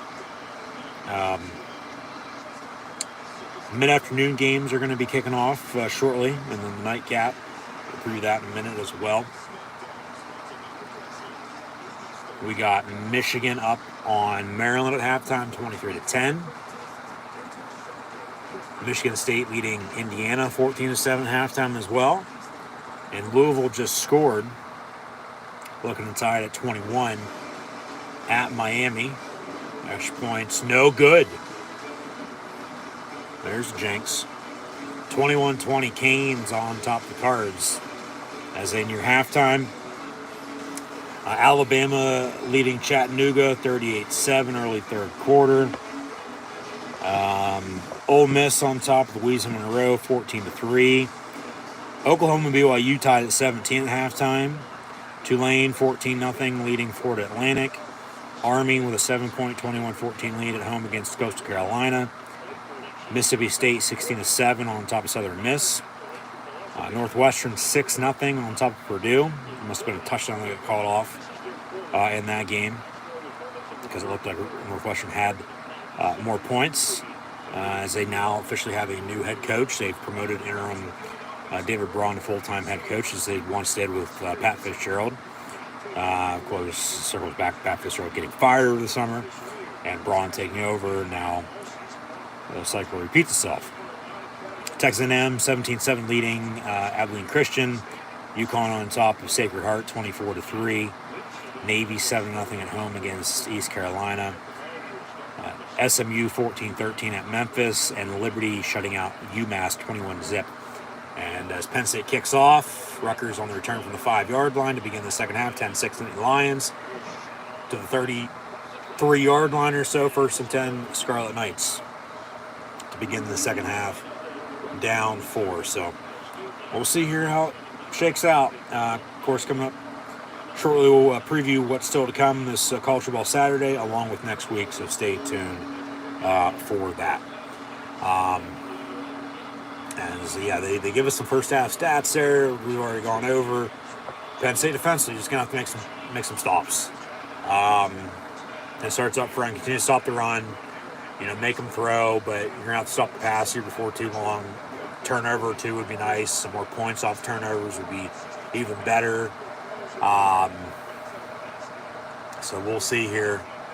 But 1st and 10, Rutgers on a draw, 2 yards or so, D size that grabs them up.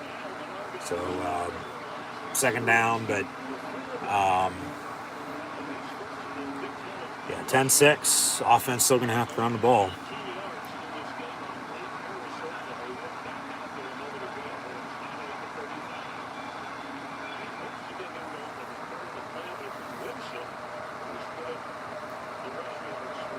Come on, defense. What do you got?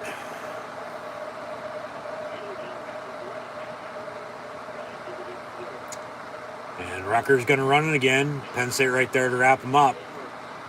Looked like King, yep. Kobe, twin brother Kalen, playing out at corner. They'll be going home next week, play Michigan State in their hometown.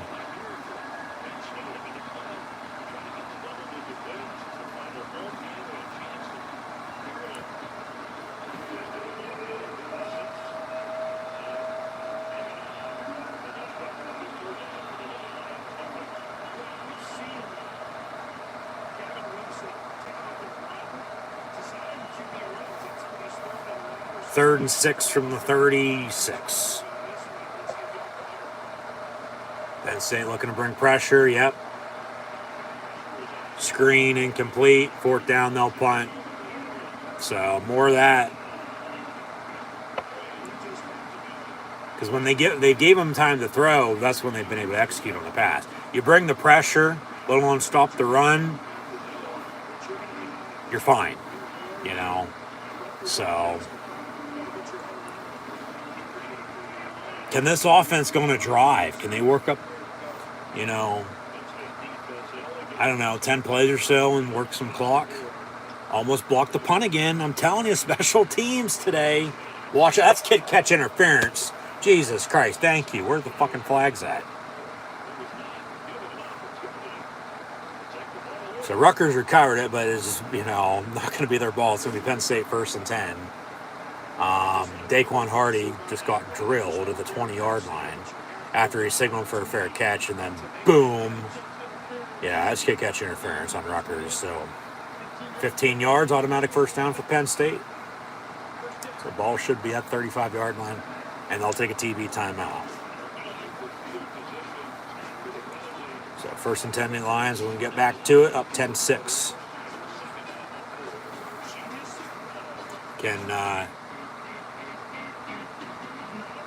Can they run the ball? Can they work clock? Like I said, can they go on one of those drives and extend their lead? Go up 2 scores.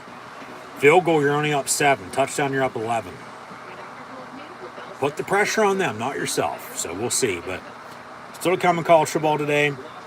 We got the Louisiana Tech and Jacksonville State UTEP and Middle Tennessee State, Rice and Charlotte, App State at James Madison, of course, JMU and Jack State, both were denied by the NCAA in order to participate in a bowl game this season, even though both teams are bowl eligible. The reasoning behind it is rolls are rolls. I hate to say it, but rolls are rolls. From the transition from the FCS to the FBS, there's a 2-year transition period that, regardless of how good you are, which is bullshit, yeah, no doubt about it, you got to wait that time until you can, go play in a bowl game then. It just happens to be James Madison's undefeated at 10-0 and, ranked in the top 25 and very well could be, the top ranked team out of the non-Power 5 to go to a New Year's Six bowl game. Which they still could, I might add, go to a bowl game. If only there's not enough teams bowl eligible at the end of the season. So we'll see how it shakes out, but they were denied their request. And currently won't be allowed to play in a conference championship game, let alone go to a bowl game, even though they're bowl eligible. Yeah, it's stupid. But at the end of the day, I guess rules are rules that need to be changed. Fucking NCAA. Kent State, Ball State, Hawaii, Wyoming. Got Utah, Arizona, and some Pac-12, not after dark, but early, noon game for 2 future Big 12 members. Got Cincinnati, West Virginia in that as well, Duke, Virginia, and then we'll get into the mid-afternoon games and what's still to come later on next week. A little bit later on. Stay tuned. It's Penn State 1st and 10. Hands off the fat man, Katron Allen, for a couple yards. He's really been the go-to back for Penn State this season. He has been. Last year it was Singleton to the fat man. I mean, shit, they both ran for over 1,000 yards anyway. Good 1-2 punch. 2nd and 4. Aller on a quarterback draw gets a first down. Big hit, but he gets up. So 1st and 10, but this year it's been the fat man, and then Singleton's just, sort of been there. Feel bad for him. But, and I truly wouldn't be surprised, if he would want to transfer. But 1st and 10, Penn State. Fake the give, pass out of bounds, incomplete. Who the fuck are you throwing to there? So 2nd and 10. I think Aller's hurt. Yeah, I think Aller's hurt because of that shot he took on that last play. And Bo Pribula coming in at quarterback for Penn State.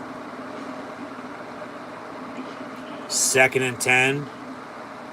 Gonna have to run the ball. I mean, he can throw if he needs to, but he just hasn't done it a lot. Let alone in, a close game, because he's played in a lot of garbage time. So, quarterback draw, Pribula scrambles, first down run inside the 30, 25, 20, 15, down to the 12-yard line. Hell yeah, 1st and 10, Penn State. Let's punch it in now. Keep running it. But Drew Aller looks to be injured. I mean, fuck, that went for close to 50 yards.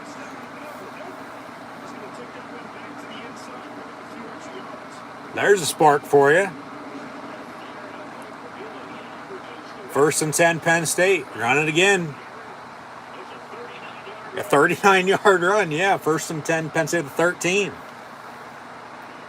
And they'll run the fat man. 13 gets the carry. And, boom, he took a shot. Down at the 8. Powell still going to the 6. So 1st and 10, Penn State from there. 2nd down. Thought there he was going to hit the hole and go and walk into the end zone, but it gets wrapped up. Just keep it going. Keep it going. Injured Rutgers Scarlet Knight. Yeah, hopefully Drew Aller's okay. Remember, he took a shot there because he didn't slide, but he didn't really have room to slide. He had the quarterback draw, just running up the middle, and,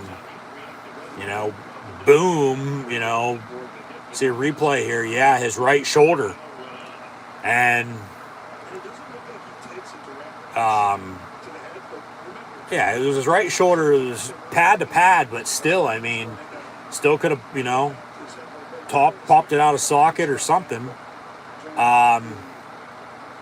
And then remember the next play, he was a pass to the sideline, and he just threw it out of bounds because he couldn't really throw, and then Pabula comes in. So, yeah, hopefully Aller's okay, but it looks like he's hurt.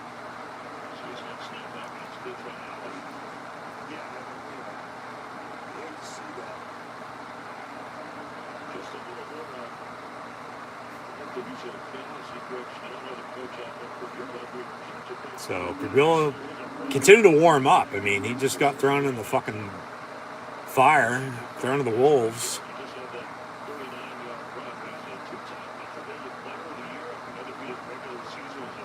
The Pride of York, as they call him, Bo Pabula.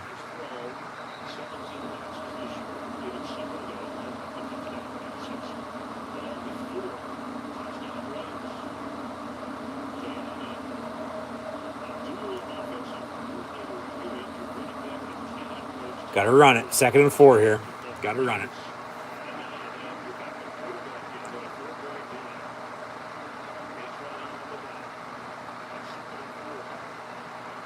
And they will. Allen to the 5.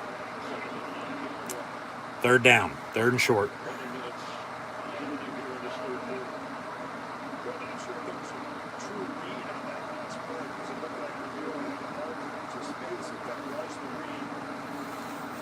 Just get a first down. If you end up scoring, okay, but just get a first down.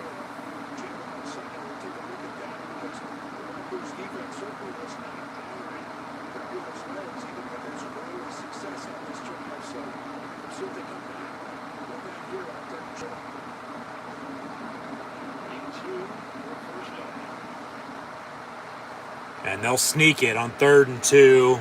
And I don't know. Ball is out late. They're going to blow it dead, though. I don't know. Yeah, it's all going to depend on the spot here. We might have to bring Changing out for a measurement. And they say short. 4th and goal now, or 4th and inches for Penn State to get a 1st and goal. You kick it, you go up 7.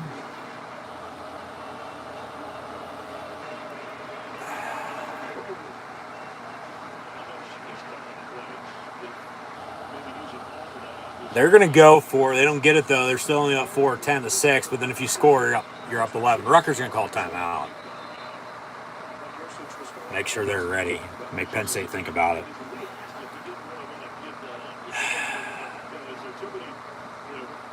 This is an interesting decision. 9:41 to play in 3rd.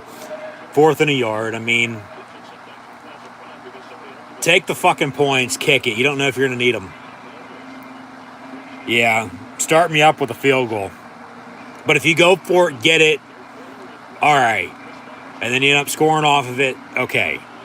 You can still have to settle for a field goal anyway. You still could be up 13-6, let alone 17-6, but points premium, you fucking take them. You don't chase them. I'd kick the field goal. I would. Go up 13-6 and play defense. But then if you go for it and get it, okay, you're up 17-6. But if you go for it, don't get it, you're still up 10-6, and then Rutgers has momentum. Can they run the ball when they need to is the thing. And offense, going to break the huddle, and Penn State's going to go for it. 4th and yard down inside the 10.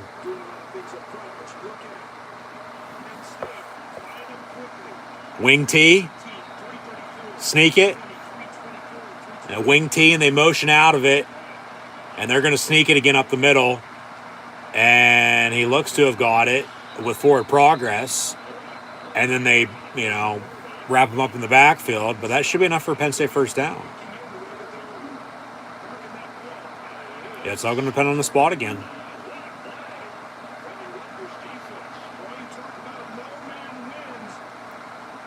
And they didn't give him forward progress on that. And Rutgers defense makes a stop, and it's a turnover on downs. So they go for it, don't get it. So it's still 10-6. That's what I said. Take the fucking points. Take the field goal. Oh, my.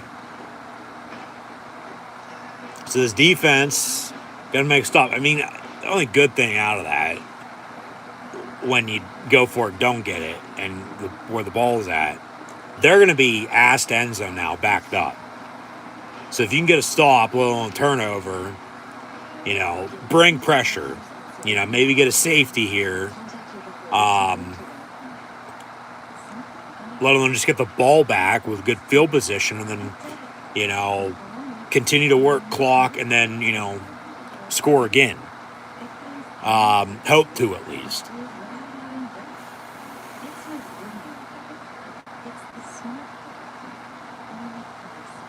I mean, yeah, run a sneak. It works most of the time. I mean, Pagula ain't as big as Drew Allard, would be the argument. He's not 6'5", 250. He's 6'2", and a good 30 pounds less. But still.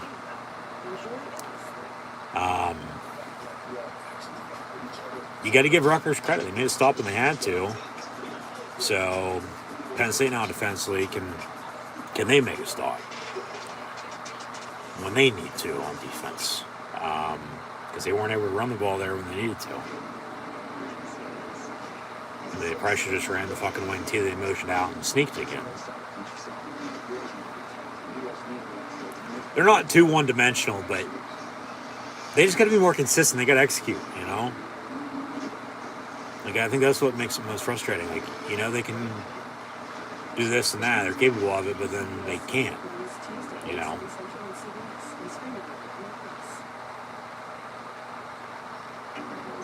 But, yeah, we'll see. This defense can make a stop.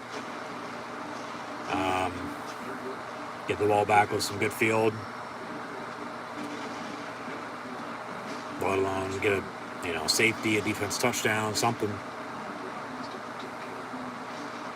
Just don't allow a long scoring drive here. Because Rutgers has even more momentum than they do now, going into the fourth quarter. With driving and, cutting it again with the field goal 10-9, let alone, taking another lead. So, I was surprised they didn't give him forward progress, at least.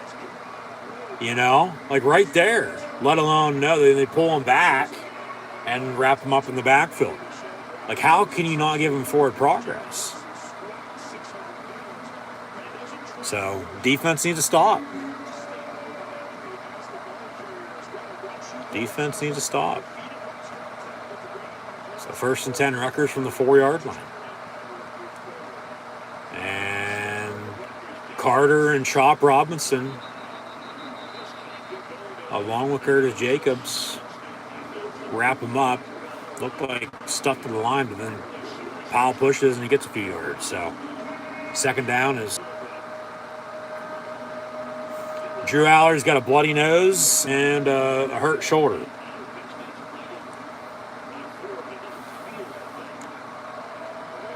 And the hurt shoulder, right throwing arm, is why he's out. Not because of the bloody nose, but they just showed that off too. So that's why I said it. 2nd and 8 from the 6. Come on, defense.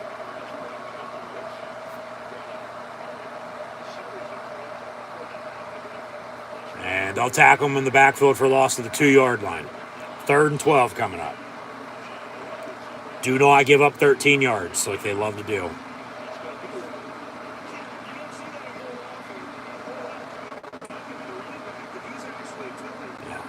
Don't give up one more yard than what's needed for the opponent to get a first down, because they've done that I don't know how many fucking times this season.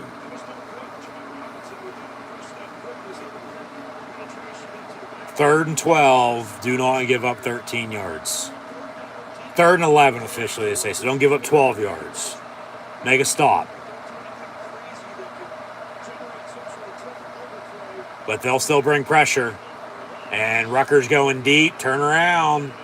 Incomplete. Good coverage by Daquan Hardy. Fourth down Rutgers, they'll punt. And remember, Penn State's come close a few times to blocking a punt or two today. So watch out here.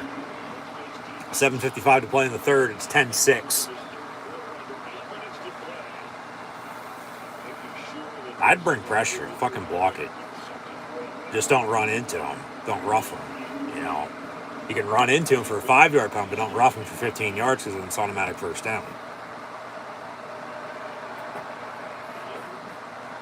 And, ooh. Close again, but fair catch single forward by Penn State at the 42, and almost another catch interference by Rutgers, but he was able to catch it and, you know, be brought down. So, first and 10.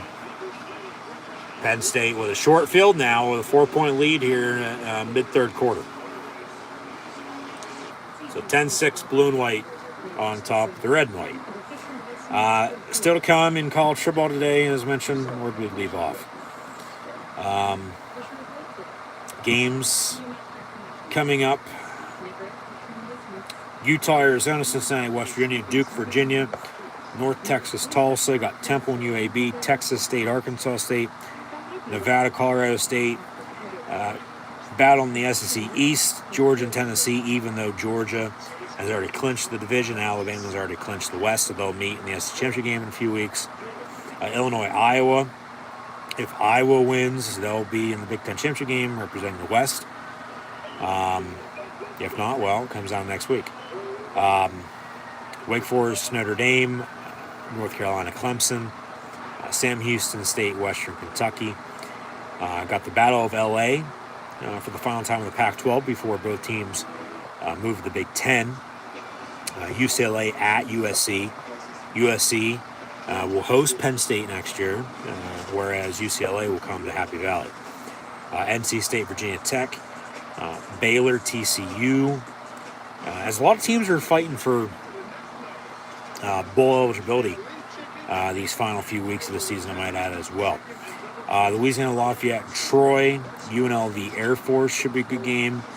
Ohio State hosts Minnesota. Oregon, Arizona State, Oklahoma State, Houston. New Mexico State, Auburn, UCF, Texas Tech. Got Marshall and South Alabama, Old Dominion, Georgia Southern. Florida State hosting North Alabama. Cal and Stanford, so the band's going to be on the field. K-State and Kansas. Boise State, Utah State. Washington, Oregon State in Pac-12 after dark tonight. Florida and Missouri. Florida National, Arkansas. Kentucky, South Carolina. Nebraska, Wisconsin. In the Big Ten Saturday night special. Texas, Iowa State, along with Georgia State, LSU. Syracuse, Georgia Tech. New Mexico, Fresno State, and San Diego State, San Jose State. Already winners this week: Toledo, Northern Illinois, Eastern Michigan, Ohio, Miami, Ohio, Pitt, UTSA, and Washington State. Up next, we'll preview next week, so stay tuned. Second down coming up for Penn State after about a 4-yard run up the middle for Singleton. So Penn State going to try to tack on to their lead.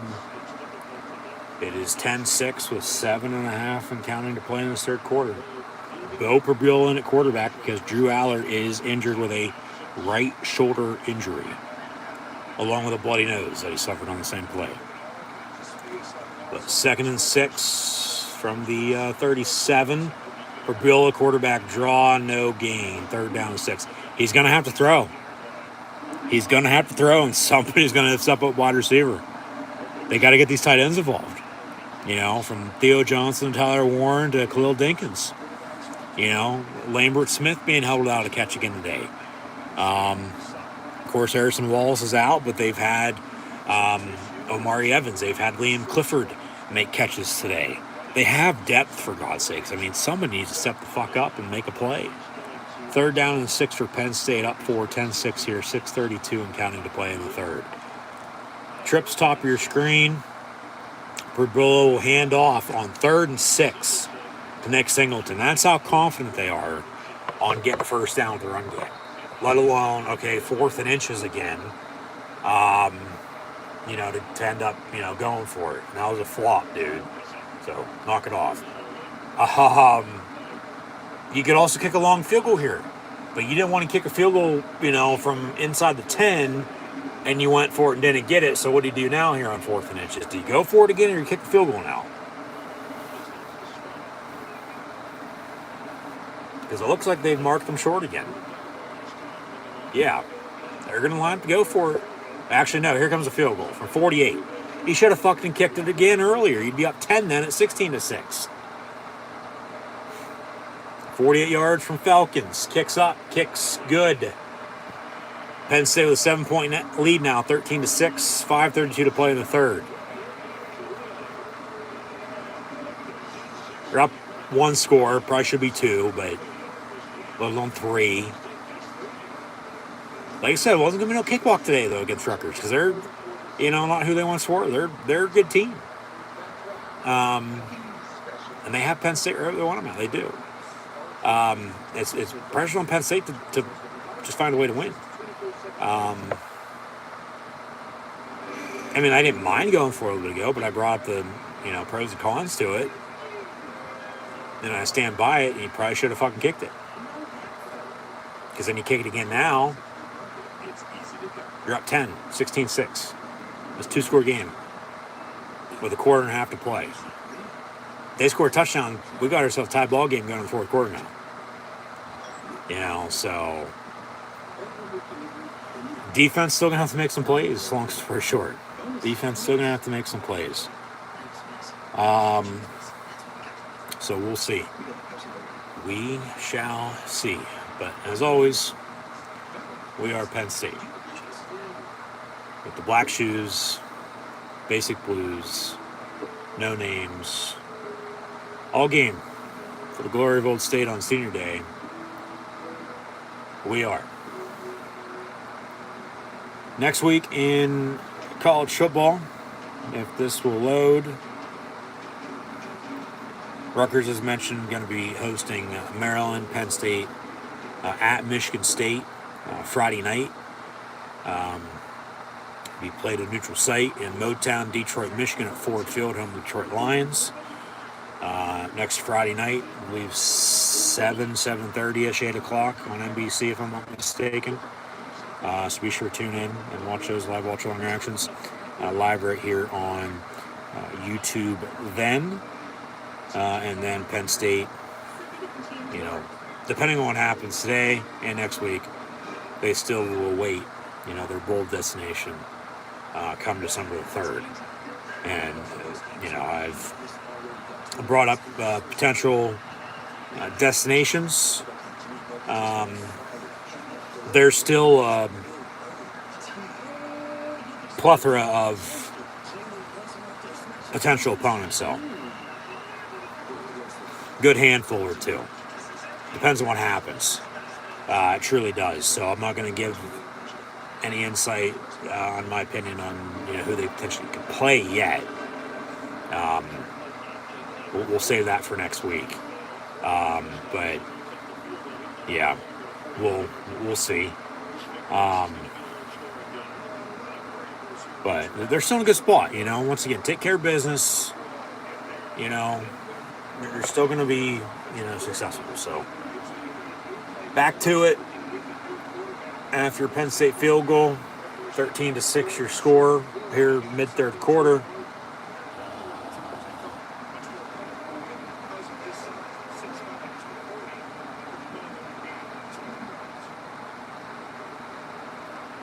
Touchback on the kick. 1st and 10 Rutgers from the 25.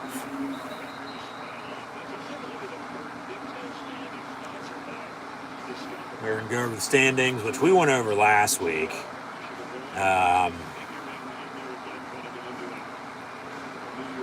Don't really need to go over those now, because like I said then, there's no way Penn State gets to Indy at this point.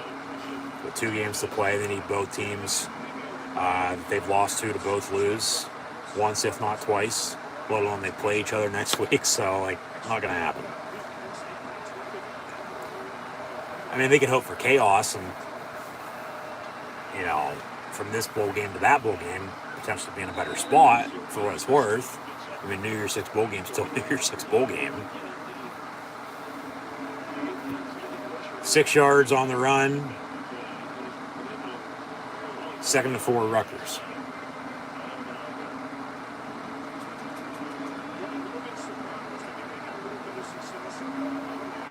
Well, a bowl game is still a bowl game,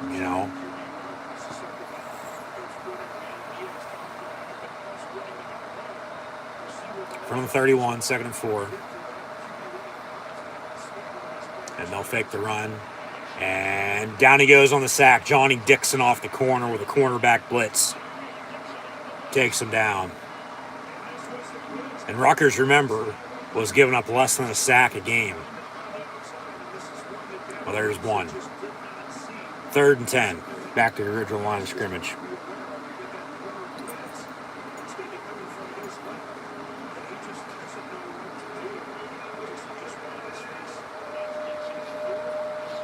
Come on, defense. Make another stop.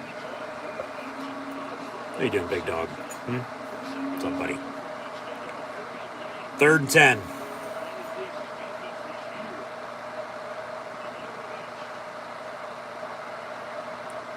And slant over the middle, caught, first down.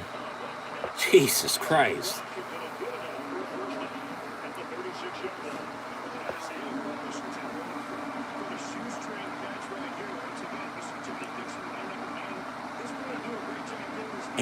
Did he catch that? All right, yeah, he did. Looked like he bobbled it there or hit the ground as he was going down, but catch, first down, Rutgers. From the, where are they at, 36-yard line. And a run. Elsden, Vanover, Winston on the tackle. They got to make a stop. I mean, Jesus Christ.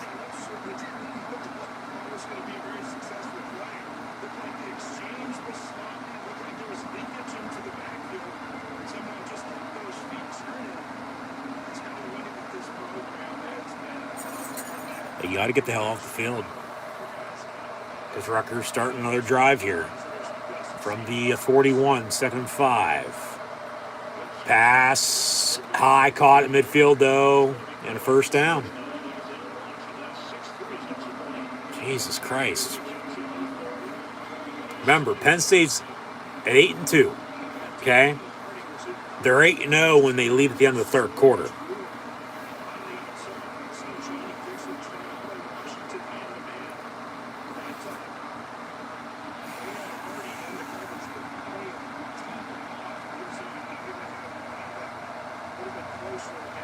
Who's going to be stepping up, making the play? Come on, defense. Stop the run. Quarterback draw. They get about 3, maybe 4 yards. 2nd down.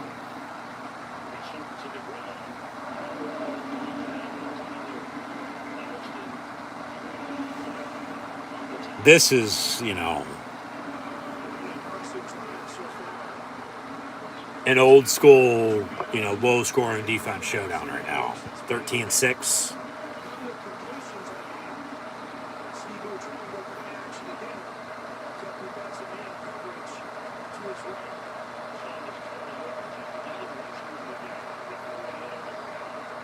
Looking to throw. Chop Robinson off the edge. Strip sack. And looks like Penn State might have it. And they say they do. There's another turnover for you. Plus 16 again. Can they capitalize off it? Can they drive and score? I'll take a field goal. Be 16-6 that it should already be. Touchdown, you're up 14. But if you score either way, field goal, touchdown, you're up 2 scores. Whether it be 10, 14 points, pressure's on them in the fourth quarter. Chop with the hit, boom, down he goes. Little Troy-esque.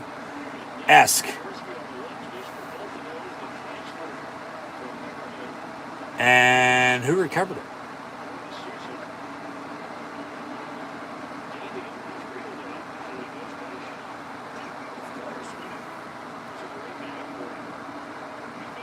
Penn State did. I was trying to get a name and a number, but I'm not going to.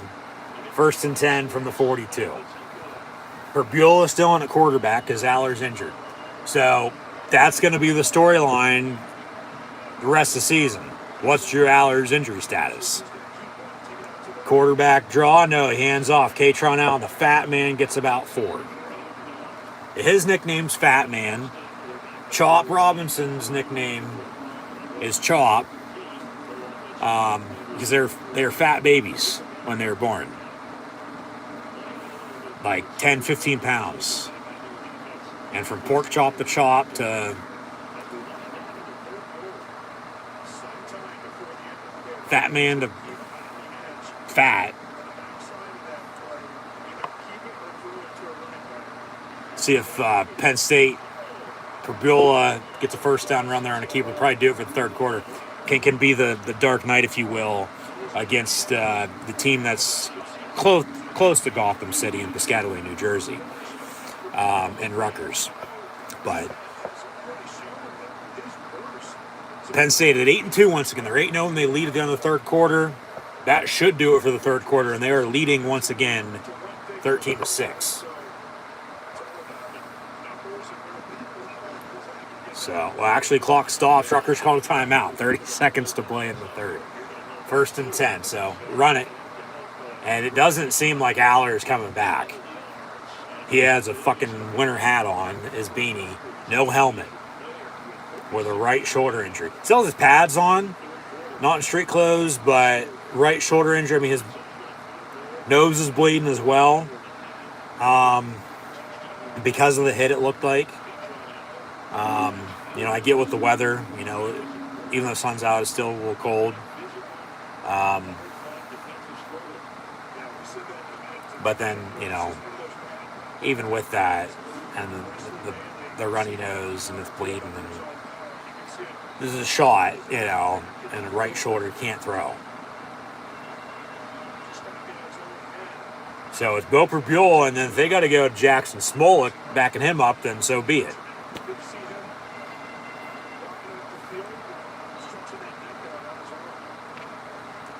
This is probably the closest this game's been with these two. You think about it, since probably like 2014 when Rutgers joined the Big Ten. Fat Man down on the 6-yard line, 1st and goal, Penn State. And that should now officially do it for the third quarter. Penn State leading 13-6. So they'll switch ends, go towards the student section on this senior day for Penn State, final home game of the season.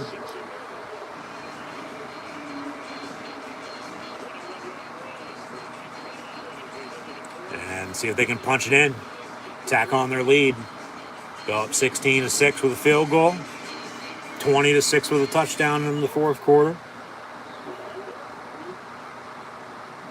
So we'll see, but they're 8-2 and 8-0 when they lead at the end of the third. So with a 7-point lead here today, I mean, if that doesn't say it, I don't know what does then. So next week now in college football, of course, happy Thanksgiving.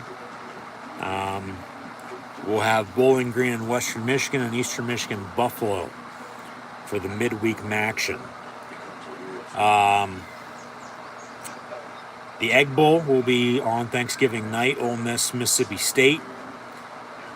Next Friday, we'll have TCU, Oklahoma, in the Heartland with a lot of corn, Iowa and Nebraska, Miami and Boston College. Temple will host Memphis. Toledo will be at Central Michigan.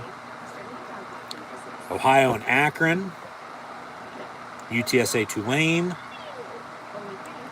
Utah State, New Mexico. Got a rivalry game with Missouri and Arkansas. Air Force, Boise State from the Blue Turf.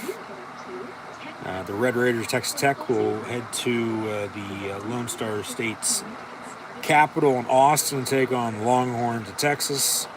A civil war with Oregon State and Oregon. And, of course, yes, once again, next Friday night, Penn State will be at Michigan State.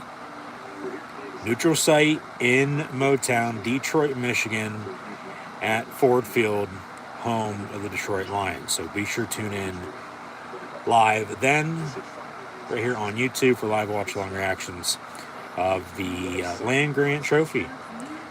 Penn State, Michigan State, not next Saturday, but once again next Friday night. Well, the Iron Bowl next Saturday with Alabama, Auburn. Kentucky going to Louisville. So from the liquor to chicken. Out west with Arizona State. North Carolina, NC State. Iowa State, Kansas State. Colorado with Deion Sanders after all the hype at the beginning of the season. They will now not be going to a bowl game.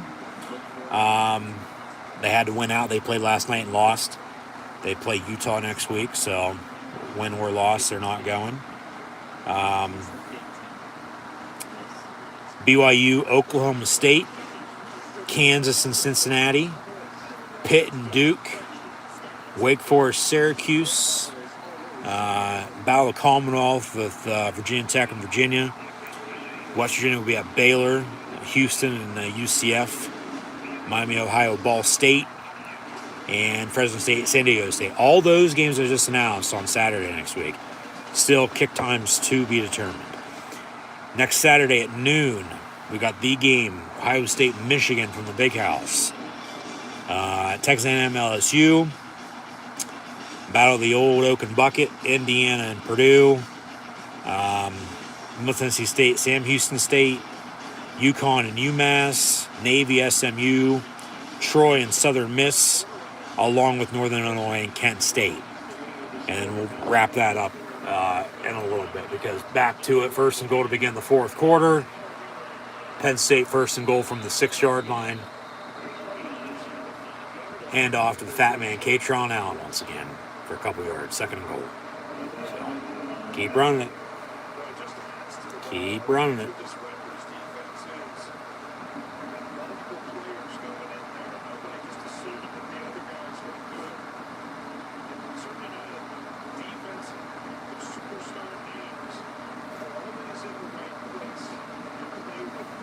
Second and goal out of the wing tee from the 3. What side's it going and who's it going to? They'll hand off to the fat man with a block from Singleton and Dinkins, and he gets in. Touchdown Penn State. And once again, no. Fat man, touchdown Lions. That's his second touchdown of the afternoon. Of course, they have 2 field goals to go along with it. 619 across the board for the little big man, Rey Mysterio.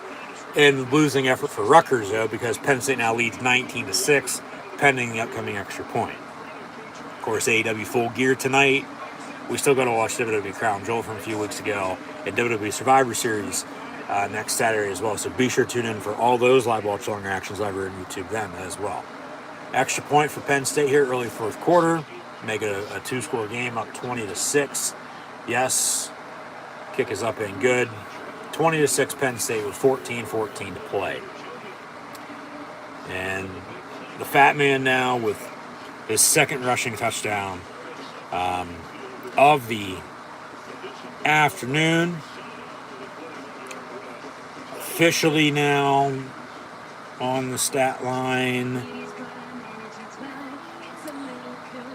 with Drew Aller out the rest of the game, it looks like, with an injury. Bo Prabula going to get the nod. He's been in now for a good 3 drives, if not 4. His early second half, he went down. Wim sits 100 yards on the dot passing, leads the team in rushing with 37. Drew Aller, 79 yards passing, and Prbula hasn't thrown it one bit.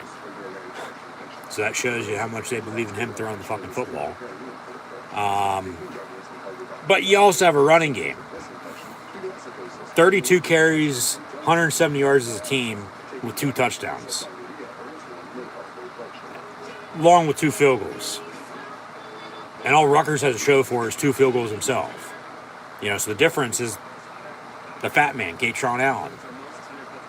Because he has 16 carries for 69 yards and 2 scores. Bo Prbula is 6 of 55. So they're using them, to their advantage, to his, not necessarily max, because he can throw. You don't need to be throwing, though, with him either. So backtrack on what I just said, but it also just shows you, close game, how much they truly believe in him throwing the ball. I mean, I get you don't want him throwing the ball over, though. You just want to keep running it. As I've said all day, run the damn ball, because they can't stop it. And then defensively for yourself, you stop the run pretty good. Crack down on some of the passes, you're fine. Rutgers, 2 field goals. Still haven't scored at Penn State inside of Beaver Stadium since 1994. That's a stat for you. Of course, Aller, 3 of 28. Singleton, 7 carries, 18 yards as well. Might see a little bit of more of him in this fourth quarter, I think, let alone Trey Potts, Tank Smith.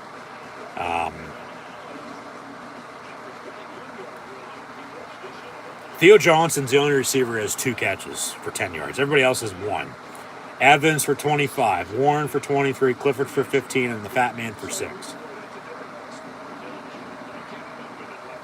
So 20-6 Penn State. Rutgers will on a touchback. They'll have the ball 1st and 10 at the 25. Michigan leads Maryland 23-17. Michigan State and Indiana tied at 14. And then Louisville up to 23-21 mid-third quarter at Miami. Canes knocking on the door, though, looking to retake the lead. Of course, difference right now in that game is a missed extra point. 1st and 10, Rutgers from the 25-yard line.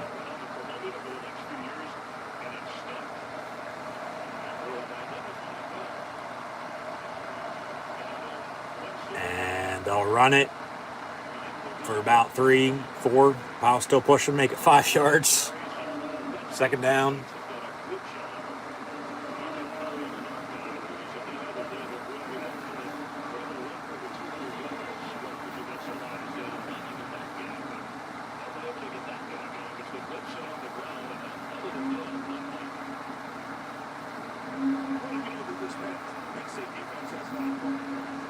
Come on, D. Let's make another stop.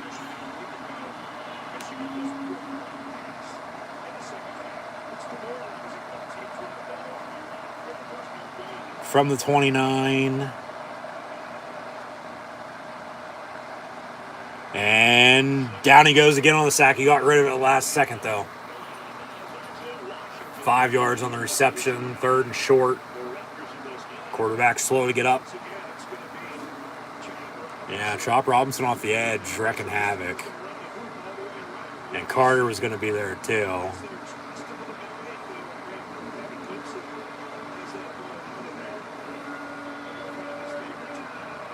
And he got rid of it before his knee came down. All right.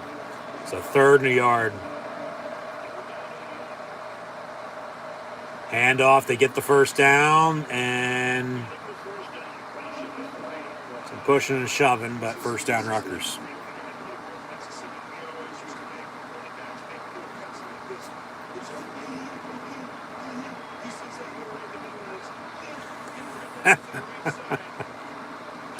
All right. Yeah, I wasn't expecting a Family Guy he from Peter Griffin today with the fucking announcers, but here we are. And it's not like it's a fucking blowout. It's 20-6. It's not like they don't have anything to talk about. Handoff on 1st and 10. Rutgers still pushing the pile. Gonna have 2nd and medium coming up. You know, they're not playing that bad. You know, Penn State's just playing better. And not by much either. Like, they're lucky to have the 20 points they have. Like, if they don't have 2 rushing touchdowns, we are tied at 6 right now, folks, with under 12 minutes to play. You know, because Penn State hasn't really thrown the ball. So it's the run game, you know.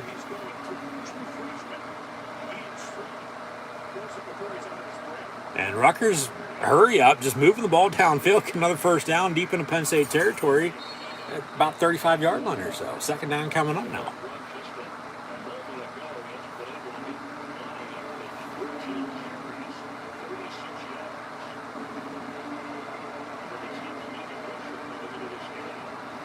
Another turnover would be nice. Remember, they had the first fumble. They got a field goal off of, and then that last fumble, they get a touchdown off of. So 20-6 with 10 points off the turnovers. Rutgers doesn't turn the ball over. It's 10-6. Little than Penn State doesn't have a running game, no rushing touchdowns. We have 4 total field goals, and we're tied at 6 right now. Like, that's where we're at, but it's 20-6.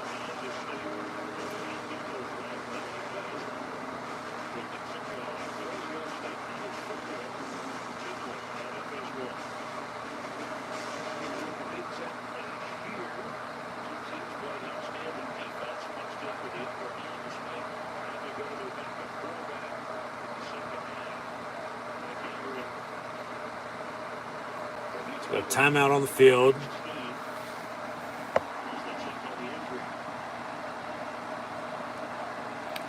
Other injured player, hopefully he's okay. It seems like Penn State's doing the wave.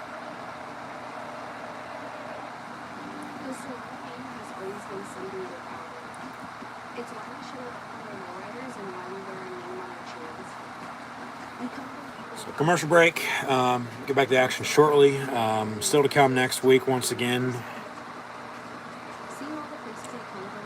Where did we leave off?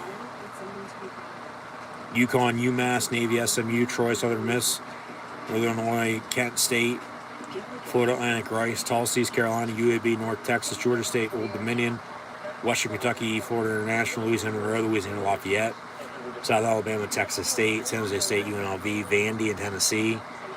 From the checkerboard in Knoxville, Northwestern Illinois. With, depending on what happens today, as both teams sit at 5-5. Same thing goes for Wisconsin and Minnesota. Some of those teams might need wins next week to become bowl eligible. Maryland and Rutgers, Liberty, UTEP, Georgia Southern App State, James Madison and the Coastal Carolina, Arkansas State, Marshall. Got the Apple Cup with Washington State, Washington, Jacksonville State, New Mexico State, Florida State, Florida, as they hate each other down there in Tallahassee and Gainesville. Notre Dame's going to the Farm to play Stanford, Georgia and Georgia Tech, Clemson, South Carolina, in the Palmetto Bowl, Charlotte, South Florida, Wyoming, Nevada, UCLA will host Cal, and then from the islands of Hawaii, the Rainbow Warriors hosting Colorado State late next Saturday night. And then we'll have the conference championship games first weekend in December. December the 3rd, the college football playoff will be revealed, and the rest of the bowl games in the meantime as well. And the bowl season will begin, about a month from now. Hard to believe. Here we are already at the end of the season. Like, I've truly thought this is college football season, let alone NFL football season in general, has absolutely flown by. It has to be one of the fastest football seasons I can remember in quite some time.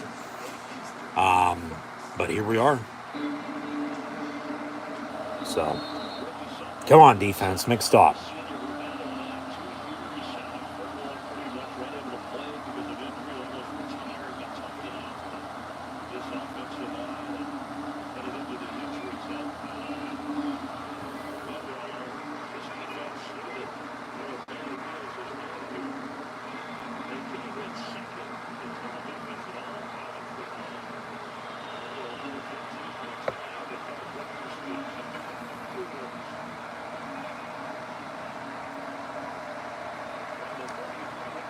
Rutgers, what, second down? Yeah, 2nd and 9 from the 33. Out of the gun, they'll run a draw, and yeah, about a 2-yard run, but brought down.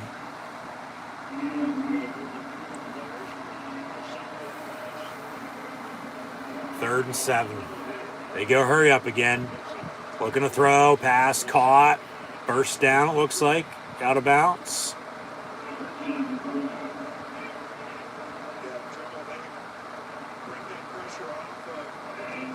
Oh, depending on the spot. They say 4th and inches. He's short.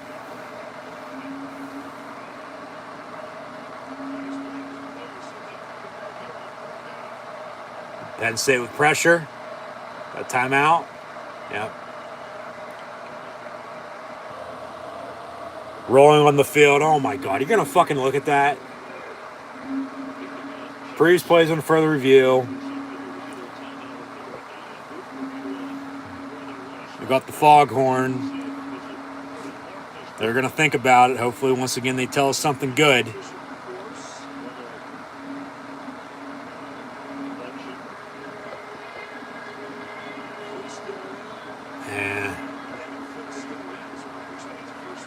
That's what I thought was a first down from the start to begin with anyway.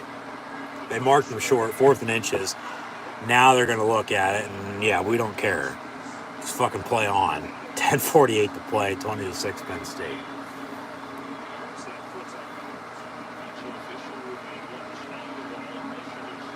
There's Franklin in his normal pose.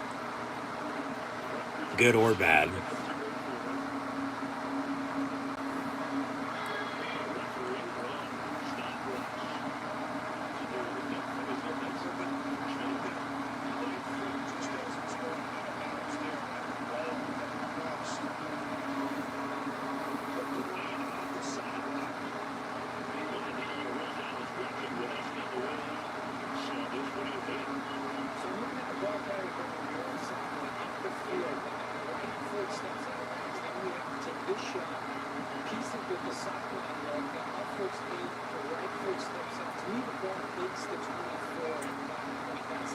They're going to return us. It's going to be first down Rutgers. Yeah.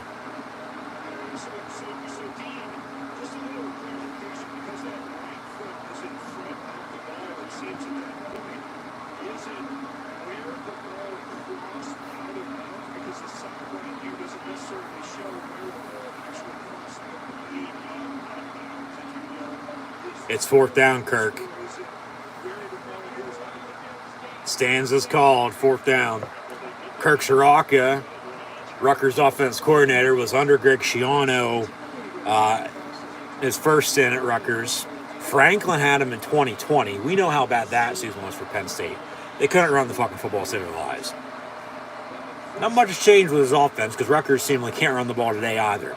Because he's back at Rutgers under Greg Schiano. You could see Schiano telling him on the headset, it's 4th down, Kirk, after the review because they get the rolling first off before they announce it. So 4th and a yard, Rutgers going to go for it. Do not jump off sides. They'll sneak it, and no, he did not get it. No. He did not even fucking move. No. They'll still probably measure to see where the ball's at, but no, he did not get that. That's turnover on downs. That's Penn State ball, 1st and 10.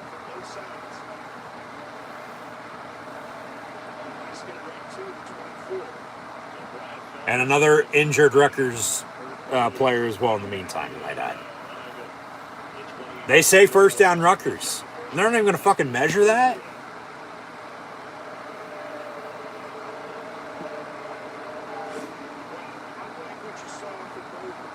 Yeah, I don't think he got that. No fucking way.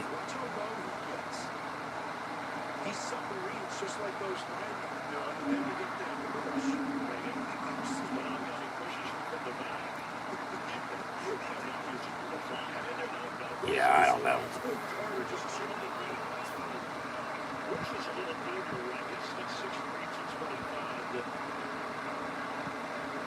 They say first down Rutgers, so is what it is. Come on, defense, hold them out.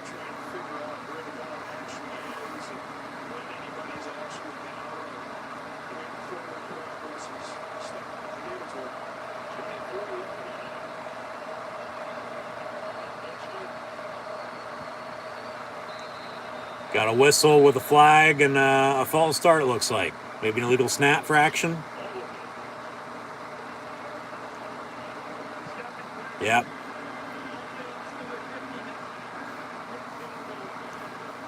So, replay down.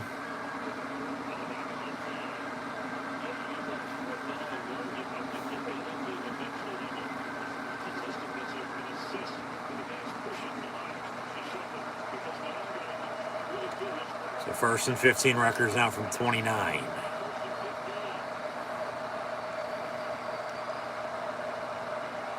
And Chop Robinson off the edge, and down he goes.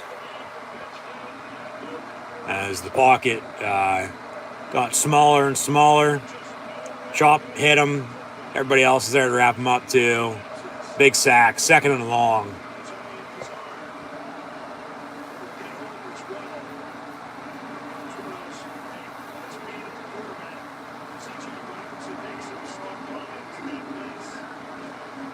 So second and 22, they say officially.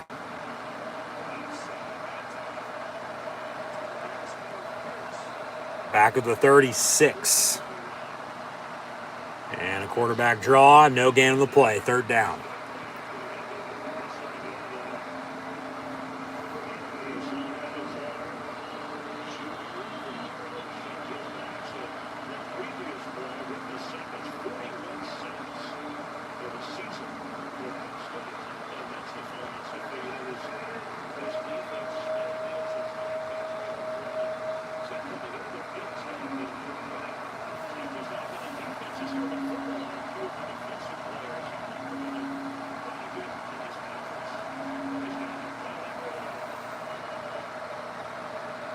Keep him out of field goal range.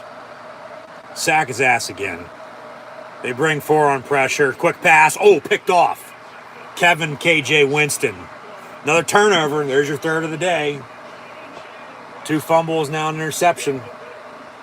Just jumped the route near side. And Rutgers still being held out of the end zone. Haven't scored at Penn State inside of Beaver Stadium since 1994 still. So they got some time left, but I don't know if they'll even get the ball back. Penn State can work some clock with the run game. 8:27 to play, 20-6 lead. We're on the damn ball. Herbula, stay healthy though, because of course Aller's already hurt with a right shoulder and he can't throw, by the looks of it. Of course, don't want to speculate, but that's what it looks like. Might add, these two teams don't play each other next year.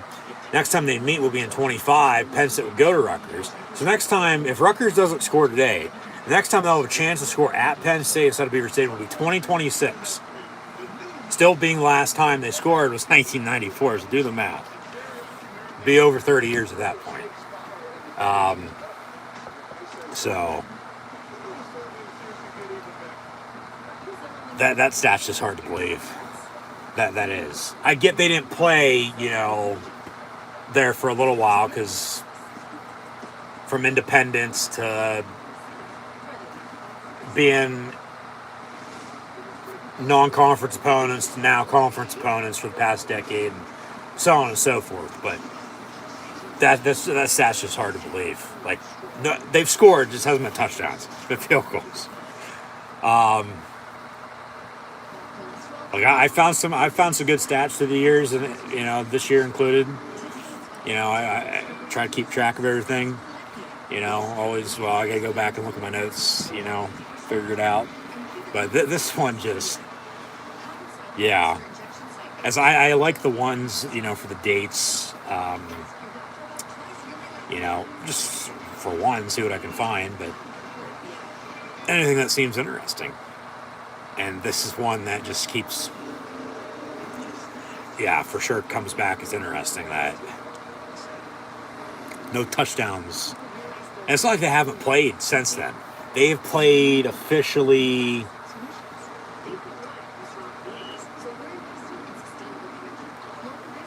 since 1994, these two teams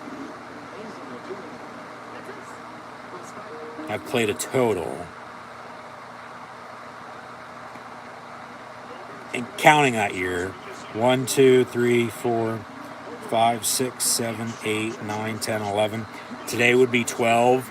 So 1 here, 2, 3, 4, 5, 6 here. So it's split, handoff Singleton, out past the 40, 45, pushed out of bounds, first down Penn State. And he's slow to get up. Hopefully he's okay. Now they're getting bit by the injury bug. Jesus Christ. And I doubt Fat Man's going back in with the day he's had.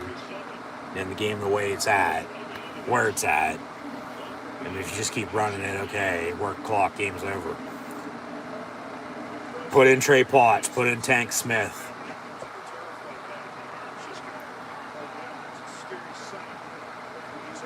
So Penn State subs, play clock's winding down.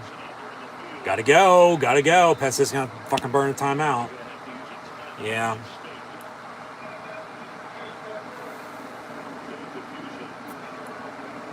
So 1st and 10. They'll have 2 remaining. 7:45 to play. Up 14, 20-6. I think he just landed awkwardly. I do. So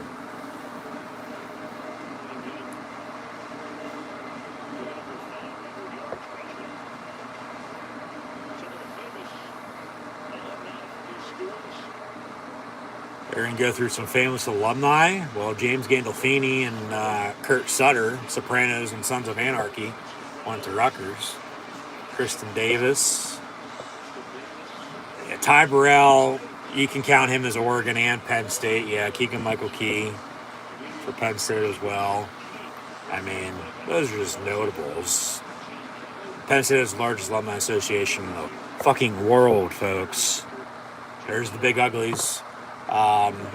So, I mean, they can bring that up. I don't care, but there's more out there. Perbula, quarterback keeper. First down Penn State on a gain of about 15 yards or so, it looks like.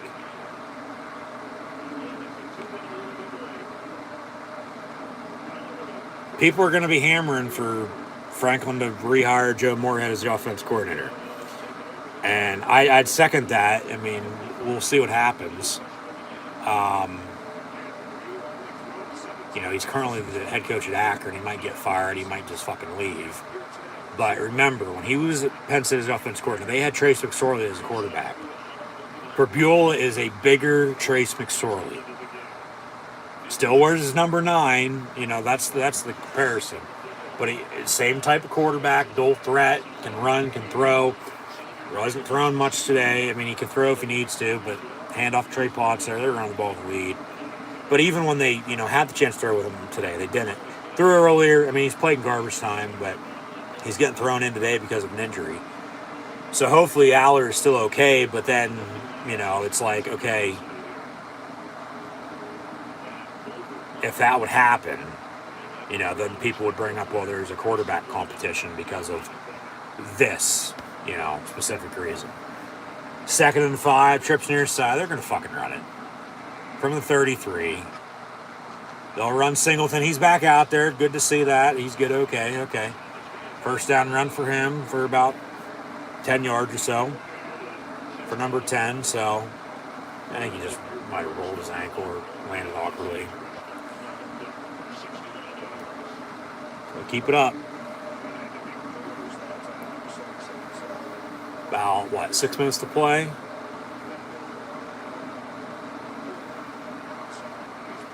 $20-6 lead.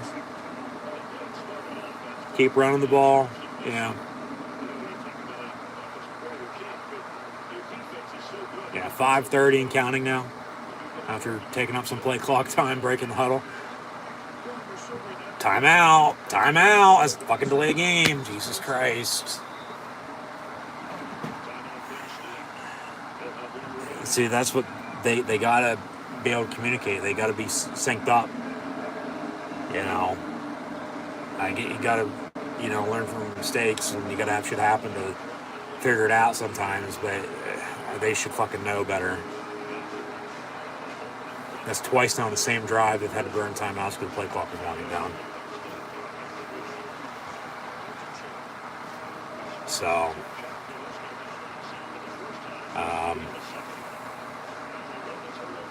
first and 10, 5:24 to play. They got to burn their timeout. They got one left, but 14-point, 26 lead.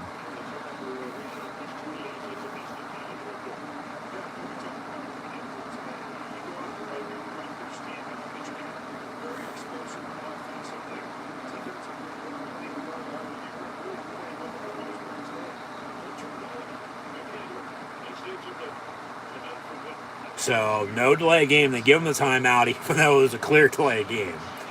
And then they run a option to the far side on a pass. Tyler Warren. And he gets 9 yards officially, they say. 2nd and 1 coming up. Yeah. Fake the run, option it, and then a pass far side, yeah. That's been in the playbook for years.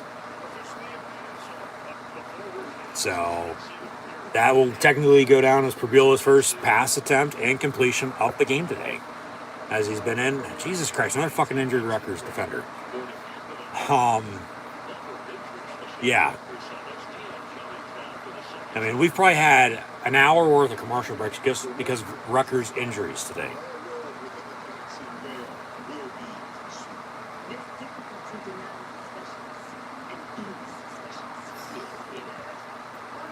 But hopefully he's okay. So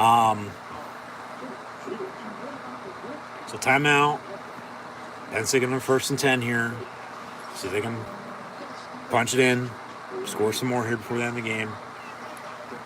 I mean, I don't think you're going to be able to run out 5 minutes with a short field at this point. Just hold the lead. Seems like they'll get the ball back and still have a chance to do something, but they're going to be down, more than they are now. So, yeah.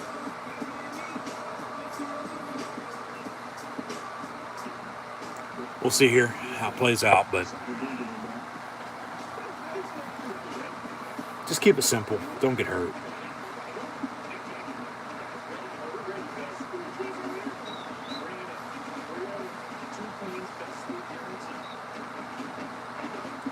I know people with a Penn State 20.5-point spread, up 14 right now, are going to hope they score and kick the extra point. Rather than go for 2 and then you don't get it, and then it's, 20. With it at 20.5. So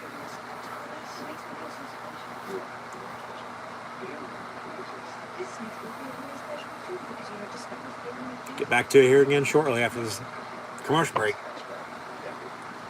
Michigan 29, Maryland 24, Michigan State 17, Indiana 14, and Louisville's up at Miami. It was 29-28.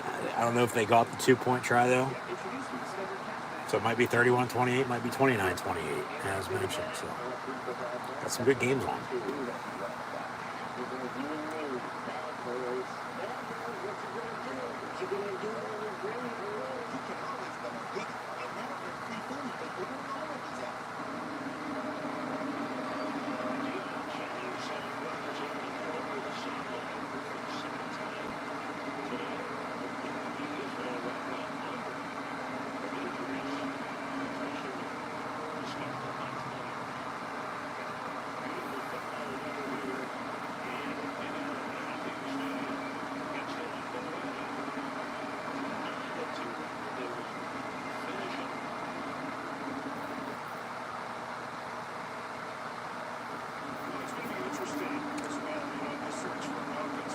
2nd and a yard. They're going to let this play clock run.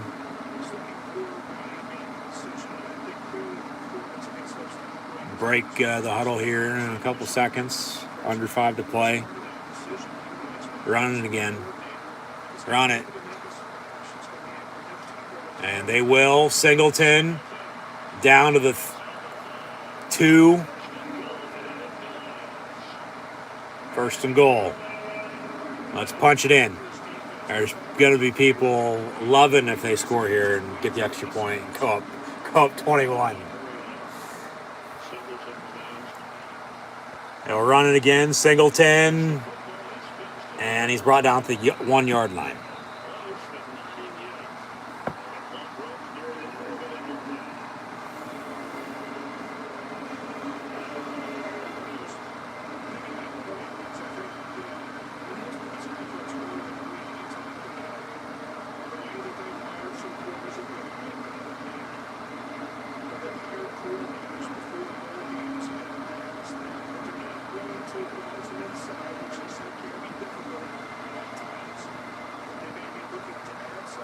Second and goal from the half-yard line out of the wing tee.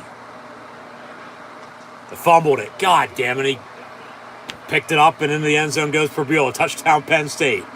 I doubt that was a fumble Ruski.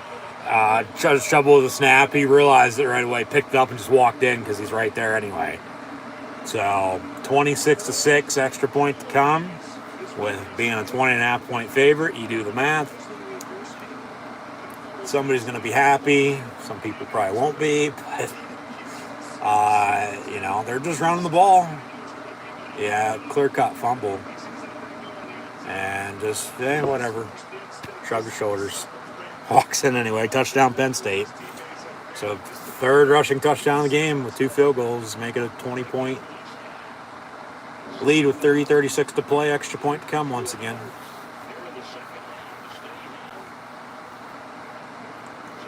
Extra point. Crucial to some people. Up and good. 27-6. And that should about do it. That should about do it. Penn State's going to get to 9-2. Bounce back again after another loss. Rutgers will drop to 6-5. They're going to be going to the bowl game, though, so wish them well. And then, Penn State goes to would-be East Lansing.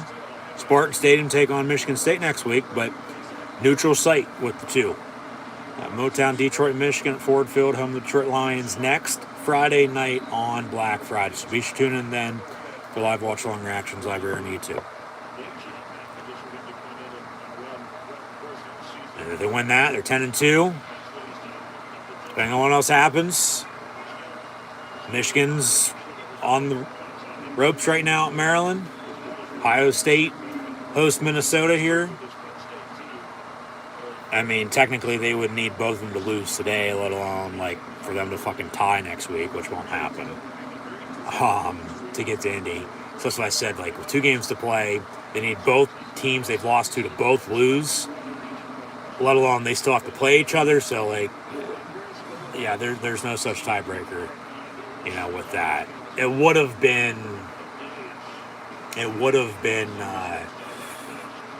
last week if they would have won and then won out and had Michigan beat Ohio State. Penn State would hold the tiebreaker with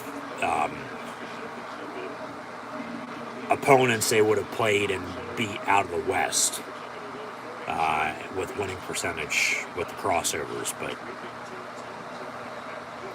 no, you can still finish strong at 9-2, 10-2 with another win next week potentially.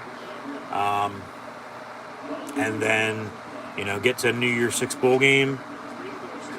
That looks to be, like I said, the Peach Bowl, the Cotton Bowl, or the Fiesta Bowl.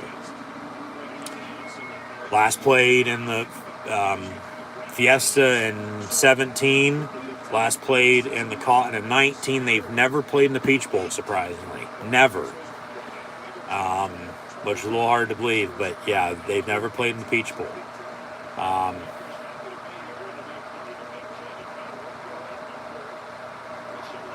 If they lose next week, you're probably guaranteed going to the Citrus Bowl. But if they win, depending on what else happens, I mean, they can still go to the Citrus Bowl. Like if they're right on that cusp of 12 in the rankings. We'll see what happens. But it looks like Penn State will be going to a New Year's Six Bowl game. So 1st and 10 Rutgers. We'll talk more about all that next week. We will. Because like I said, those are the options for destinations, but then there's still a handful of potential opponents they could play. There is. It just depends on what happens. First off, you got to take care of business, though, yourself, because then the rest will sort itself out. 1st and 10 Rutgers from the 36. They'll run it again. Rojas. Down he goes. True freshman from Fairfax, Virginia, wraps him up. He's going to be one of the next big Penn State linebackers. They burned his red shirt this year. So he'll be playing more next year. Like I said earlier this year, Rojas's package, if you will, defensively, is a lot similar to what Abdul Carter's was last year. And then it's just build him on up, There's Manny Diaz. We'll see if he stays or if he gets a head coaching gig somewhere. I mean, if he does, okay, but fucking write him a blank check. I mean, with as good as this defense is. So, about a minute to play here. And on Penn State's final home game of the season on Senior Day, they'll defeat Rutgers. We'll see what the final score is here in about 50 seconds. It's 3rd and 12 for the Scarlet Knights. But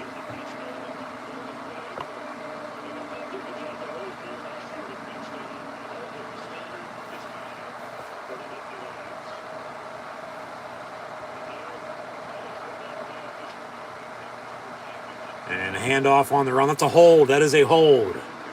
I don't care if it's the final play of the fucking game or not. It's a hold. Throw the penalty. Yeah, brought up earlier about the narrative, about the expectations. Yeah, they're high. Penn State football, for God's sakes. It ain't fucking Rutgers. Credit where credit's due. They played Penn State tough, as I thought they would. 3-2-1. Final, though, Penn State beats Rutgers 27-6 here today. Yeah, 17th straight win against Scarlet Knights. They haven't lost to them since 1988. Rutgers still hasn't scored at Penn State inside of Beaver Stadium since 1994. Post-game handshakes with James Franklin and Greg Schiano, a former Penn State assistant in the early to mid-90s under Joe Paterno. As Penn State still hasn't lost on this date since 1922. As they wrap up the game on FS1, Penn State defeats Rutgers 27-6. Haven't lost on Senior Day since 2015. Give me a hell yeah, because they just won their 316th all-time game inside of Beaver Stadium as well today, sending the seniors out with a win, along with middle finger and a stunner to the Rutgers Scarlet Knights. No, but they played Penn State tough, as I thought they would have. They had them right where they wanted them that early. They're 6-5. They're 5 losses, though. Michigan, Wisconsin, Ohio State, Iowa, and Penn State. Like, they're playing good, but they're still not, as James Franklin would want to say, elite. But yeah, they're way better than they have been. So it's good to see that, I guess you could say. They cover, I might add too, by half a point. Might be a bad beat for some people if they took the plus the points, but Penn State covers at 20.5 by 21 at 27-6, and the under hits for anybody interested. So this will be Penn State's final home game once again. Not counting the blue and white game in the spring, which would be April the 13th, it looks like.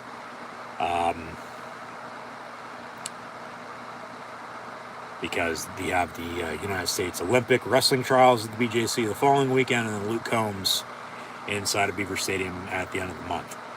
But Bowling Green, who Penn State has not played since Joe Paterno won career game 300.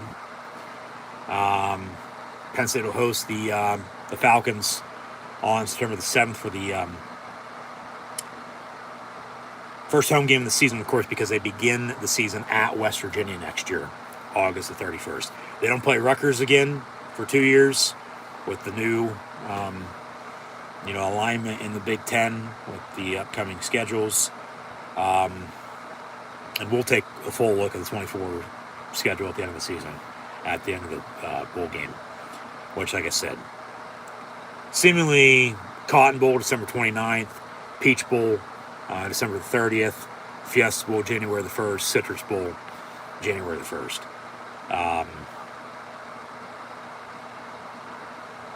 If they win next week, I would have to think they're guaranteed one of those 3 New Year's 6 bowl games. Still could be the Orange Bowl. They would need, I would think, some help, though, with somebody losing that they already lost to, which is going to happen at least once, if not twice, depending on what happens today, because, of course, the game next week with Michigan and Ohio State is there. But then, both teams could make the playoff, which could open the door. But then if they don't, the one that doesn't is going to probably be going to Miami. And then that leaves Penn State to, go back to that Iowa game. Iowa's right behind them in the rankings right now, like 15 or 16. Penn State's at 12. That win late September, big because they're both 8-2. Penn State now 9-2. Iowa hosting Illinois here coming up. And Iowa's going to Big Ten title game. So like if they would have lost that, like they'd be behind, and they'd definitely be going to Lake Orlando. Whereas Iowa probably will be, unless they'd still somehow sneak in. But they, probably guarantee Iowa's going to the Citrus Bowl right now.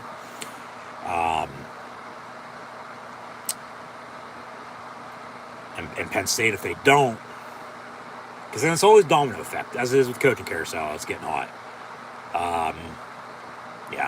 Penn State to the Peach, Cotton, or Fiesta, I'd have to think, with a win today. Definitely with a win next week. But then also still depends on what happens. Because they could, as they're 12th in the rankings right now, 27-6 win. Could, as they'll need help ahead of them, could stay put, could move up, could drop back, for all we know. Now, they didn't drop as far as I thought they were going to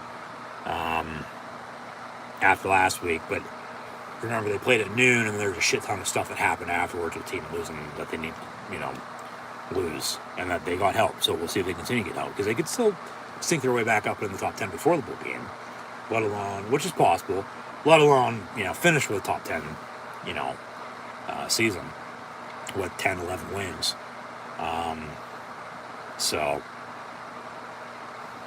This is the final Penn State home game today. Not counting the blue-white game next spring. Bowling Green will kick off the home slate next year, September the 7th. Once again, they start at West Virginia to begin 24. We'll look at the 24 season at the end of this season. As Penn State will now begin the winterization process for Beaver Stadium, with potentially hosting a cultural playoff game next year. They'll want to make sure that's done come this time next season. But after next year, after next season concludes, that's when Penn State will begin the renovation process for Beaver Stadium with the west side. As we all know, the east side is where it's at, but on the student section in the north end zone. But I'll digress. Of course, don't have press box, so you don't have broadcast, so we sort of do need the west side to watch the games. But yeah, thank you to all the seniors here on Senior Day. Once again, Akeem Beeman, Dante Cephas, Nick Dawkins, Johnny Dixon, Devon Ellies, Keaton Ellis, Olu Foshnu, Alex Falcons, Daquan Hardy, Adisa Isaac, Golden Israel, Curtis Jacobs, Theo Johnson, Condor Lambert Smith, Malik Mega, Hunter Norzad, Trey Potts, Tank Smith, Mason Stahl, Riley Thompson, Ibrahim Trione, Caden Wallace, Tyler Warren, Jake Wilson, and Sal Wormley. Thank you, and we are Penn State. So, Penn State whacks Rutgers 27-6. They went to math class this past week. Didn't go for 2 at all. Kicked extra points. They get to 9-2. Rutgers falls to 6-5. Still haven't beat Penn State since 1988. Still haven't scored a touchdown at Penn State inside of Beaver Stadium since 1994 once again. As mentioned earlier, in the 34 now all-time meetings, Rutgers only averaging 12 points a game against Penn State, let alone 5 points a game since joining the Big Ten, so right on track with 6 points today.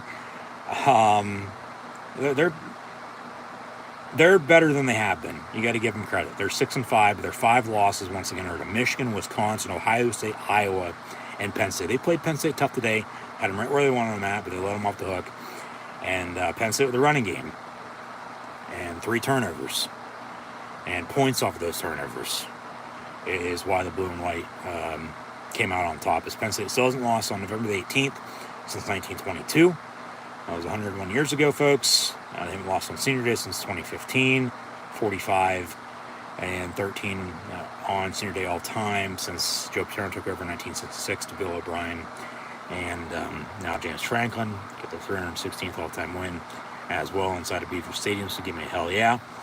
As they stopped the run, they made them throw. They eventually stopped the pass as well. Got 3 turnovers defensively. And points off of those turnovers once more. They were plus 15 on the turnovers coming in. Had one themselves, though. And then another 2, really. So, yeah, they're still plus 15, 16, 17 in the turnover category. Turnover margin on the season, which is still going to be tops in the country. Number 1 in the nation in all college football. They were able to run the football. Katron Allen having a big game. He had 2 rushing touchdowns. Fabiola had another rushing touchdown. And then they had 2 field goals.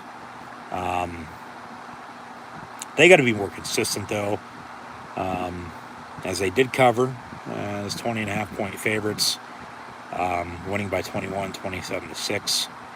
They're still undefeated at 9-0, even though they're 9-2 in the season, 9-0 at the end of the 3rd quarter, when they're leading at the end of the 3rd. So, yeah, I mean, it's going to cool down again because they won. They didn't lose to whoever. Still not a lost season. You can still finish strong. Take care of business, win out, still get to the New Year's Six bowl game as mentioned, potentially depending on what happens. So, yeah, next week, Rutgers hosting Maryland. Penn State will be at Michigan State from Motown. Ford Field in Detroit, home Detroit Lions. Next Friday night on Black Friday once again, so be sure to tune in then at 7:30 as Penn State ends the home slate with a win over Rutgers 27-6. Your final stats and scores, powered by Rogue Energy, HopeKThrifts, and Dead and Hungry. Once again, thanks for tuning in and listening. Be sure to like, follow, and subscribe on social media. Links in the description below. Hopefully, of course, Drew Aller's okay. Took a big hit, did not return. He was on the sideline the rest of the game, in pads, but no helmet. It's not a concussion from the looks of it. He just couldn't throw. Because remember, one play after he got hit, the pass was all wobbly out of bounds, and you could tell he was in pain. Right shoulder on the tackle got banged up pretty good. So Bo Perbula came in at quarterback, and they only threw it with him once. It was 1-on-1 for 9 yards. That was complete to Tyler Warren, as Drew Aller finished 6 of 13 for 79 yards. So they're 7 of 14, 88 yards passing today. So it's, I believe the second consecutive game they've passed for under 100 yards. So, yeah, they need to open up this offense more, but continue to run the fucking football. Today they had 39 carries for 234 yards as a team and 2 touchdowns. 71 of them to Perbula, who led the team in rushing. And that was all in the second half after he came in for an injured Drew Aller, who hopefully, once again, is okay. That's going to be the big story all fucking week, though. What's his injury status? Is he going to play? Is he not? If he does, okay. If not, well, they're going to have to continue around the football, but they're going to have to give Bo Perbula the chance to throw, to prove himself. As he's thrown before, but he was only 1-on-1 today for 9 yards. The other passes he threw earlier this season were all in garbage time. You know, he can throw it, okay? But they got to run the offense around him. And it's going to be like 2016, 17, 18 Penn State offensively in that regard with Perbula and a quarterback, with hopefully, you would think, a strong running game, as it was today, okay? They're not going to have to deal with the weather next week. They're playing inside. It's not, out in the snow as it was at Michigan State 2 years ago. Playing indoors next Friday night at Michigan State in Detroit. But they're going to have to give Bo Perbula the chance. They're going to have to believe in him. And it starts up front with a running game to help him out. If they can run the football and he continues to run the football and makes some throws, defense makes stops, they'll be fine. Rely on special teams, they'll be fine. 27-6 win today. Wimsett was 10 of 16, 130 yards passing, and an interception for Rutgers. They had 2 fumbles as well, as they had 42 carries for 99 yards rushing. So Penn State defense starting another streak of holding the opponent under 100 yards rushing, as they had that going up until last week. They did. And then Michigan ran all over them, especially in the second half. Didn't even fucking attempt to pass. And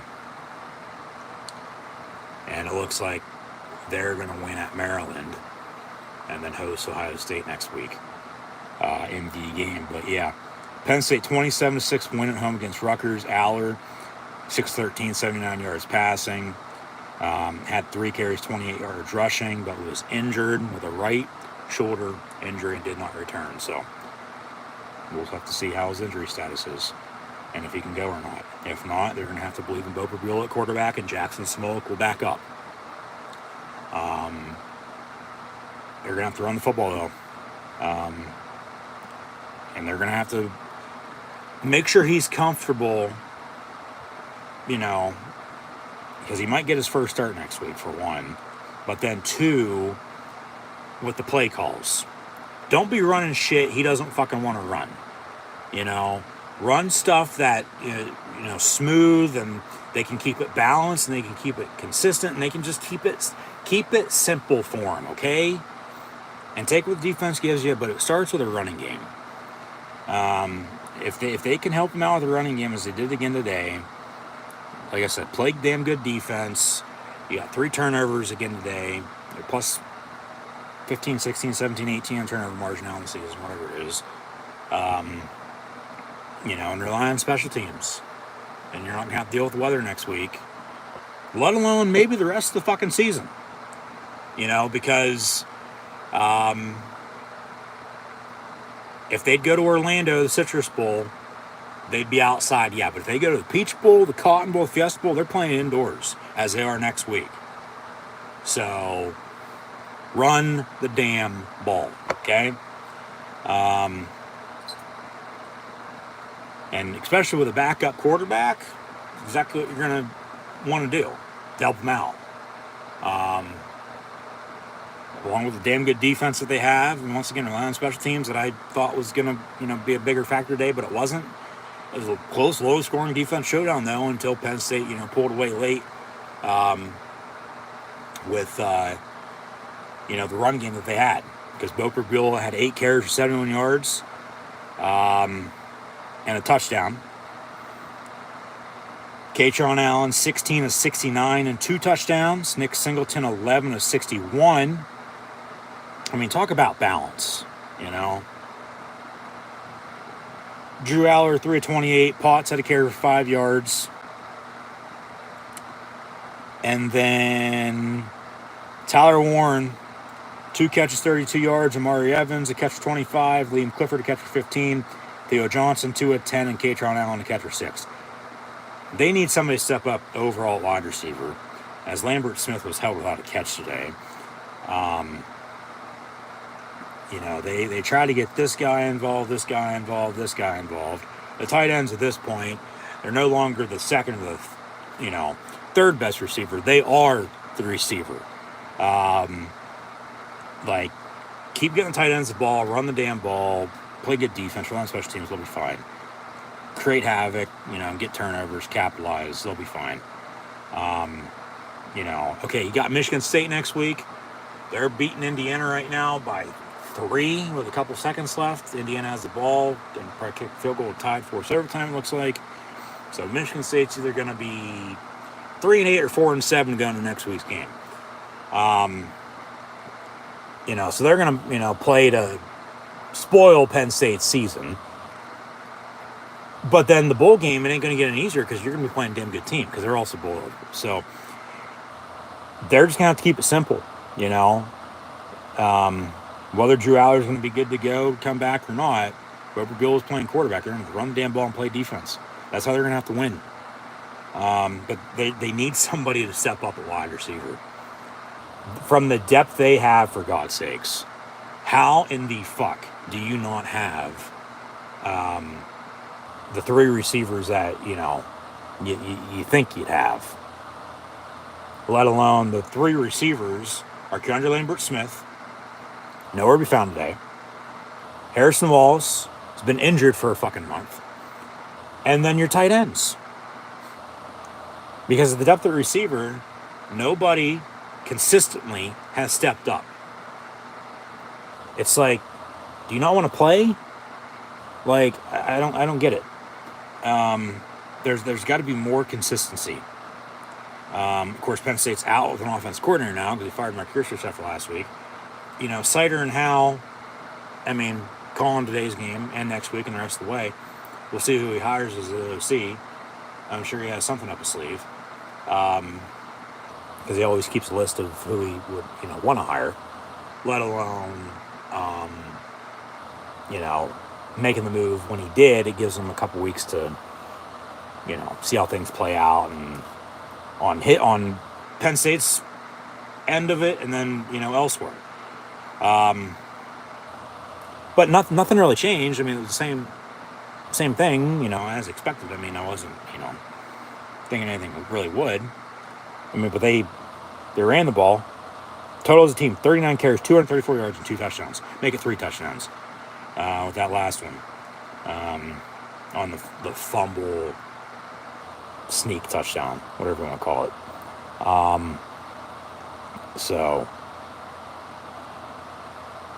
Penn State wins 27-6. 3 rushing touchdowns, 2 by the fat man and the other by Prabula. Falcons was good on his 3 extra points because they didn't go for 2 today, twice when they didn't need to. Good on his 2 field goals as well, 21 and 48. Could have had another chip shot, to make it a 30-6 game, and then they started a 30-point, streak potentially. But hey, a win's a win. They had 3 total sacks, 1 by Johnny Dixon.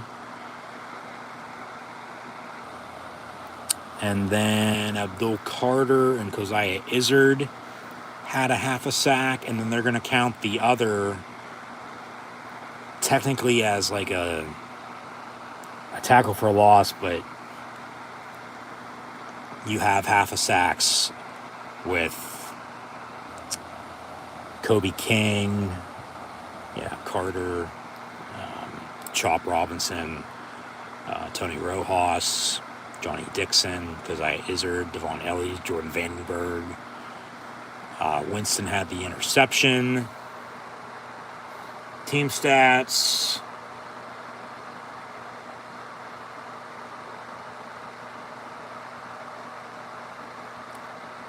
Penn State with 15 first downs compared to Rutgers 13. They're 4 of 9 on third down for JVP. 0-1 on fourth down. Didn't have more passing yards, but had more rushing yards. So they have more total yards at 322 to 229. And I mean, it's not like they were running the ball for 2-3 yards here and there. They're averaging 6 yards a carry today. And then they had 1 penalty for 2 yards today. Because it was a half the distance on a false start, right? Yeah, that Theo Johnson penalty. That's right. And Rutgers with 6 penalties for 48 yards, along with 3 turnovers. Even though they controlled the clock by 4 minutes, Penn State with a running game and playing smart and making stops on defense when they had to is why they won. Along with being more physical. And Rutgers was battling a lot of injuries today, too, I might add. So hopefully everybody's okay. But they're going to have to continue to run the football and not do anything stupid if they want to, get to 10, 11 wins. And end the season on a high note. Because I might add, James Franklin, you want to talk about consistency? In bowl games, it's up and down. He'll win a bowl game one year, but then lose the next. Win, lose, you get my point.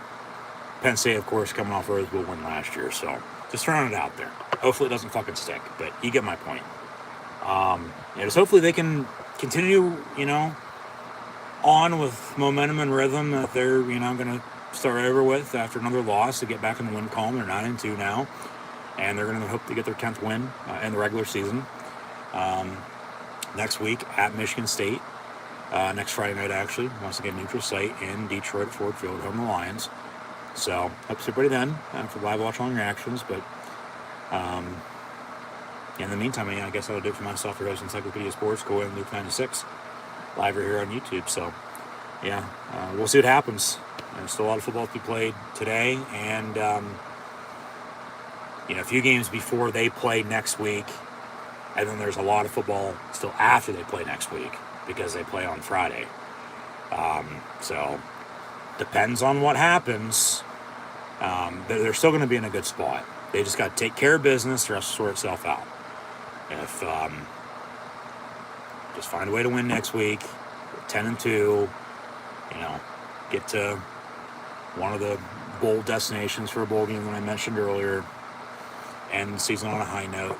You have momentum going into 24 with the college football playoff expanding to 12 teams, and they've been right there on the threshold of, not hell, with the holidays coming up, but, right there, round 12 teams. Whether they're in that 12 teams or there's 12 teams ahead of them, they've been right there, on. If only the playoff was 12 teams all along, they'd be in it half the time, rather than 4 teams, and they're always on the outside looking in. Even though they should have been definitely in 16, they got fucked by the playoff committee. But we're not going to get into that because after they beat Ohio State, let alone won the Big Ten, but then Ohio State still made the playoff. Yeah, that makes sense. That makes perfect fucking sense. But I get the loss to Pitt and the loss to Michigan that year and blah, blah, blah, but still. They were better than Washington, let alone Ohio State, who they already beat. And, with Alabama and Clemson in the playoff that year as well, let alone playing for the national championship that season, too, and Clemson winning, then who knows what will happen? We're not backtracking. We're moving forward. But that's what they've just been so close. Can they just finish strong? That's all I ask at this point. Just finish strong. Take care of business. Once again, rest sort itself out. So we'll see what happens. But of course, that's why they play the game. It's out on paper, it's out on the field. So got one more regular season game. Hard to believe, I know. Season's flown by to this point. But here we are. Hopefully everybody has a happy Thanksgiving next week. And then I'll see everybody on Black Friday for the regular season finale for the blue and white Penn State Lions as they'll take on Michigan State and Old Sparty for the Battle of the Land-Grant Trophy. But in the meantime, for the glory of Old State, we are Penn State as Penn State wins on Senior Day, defeating Rutgers officially once again. Your final score, 27-6.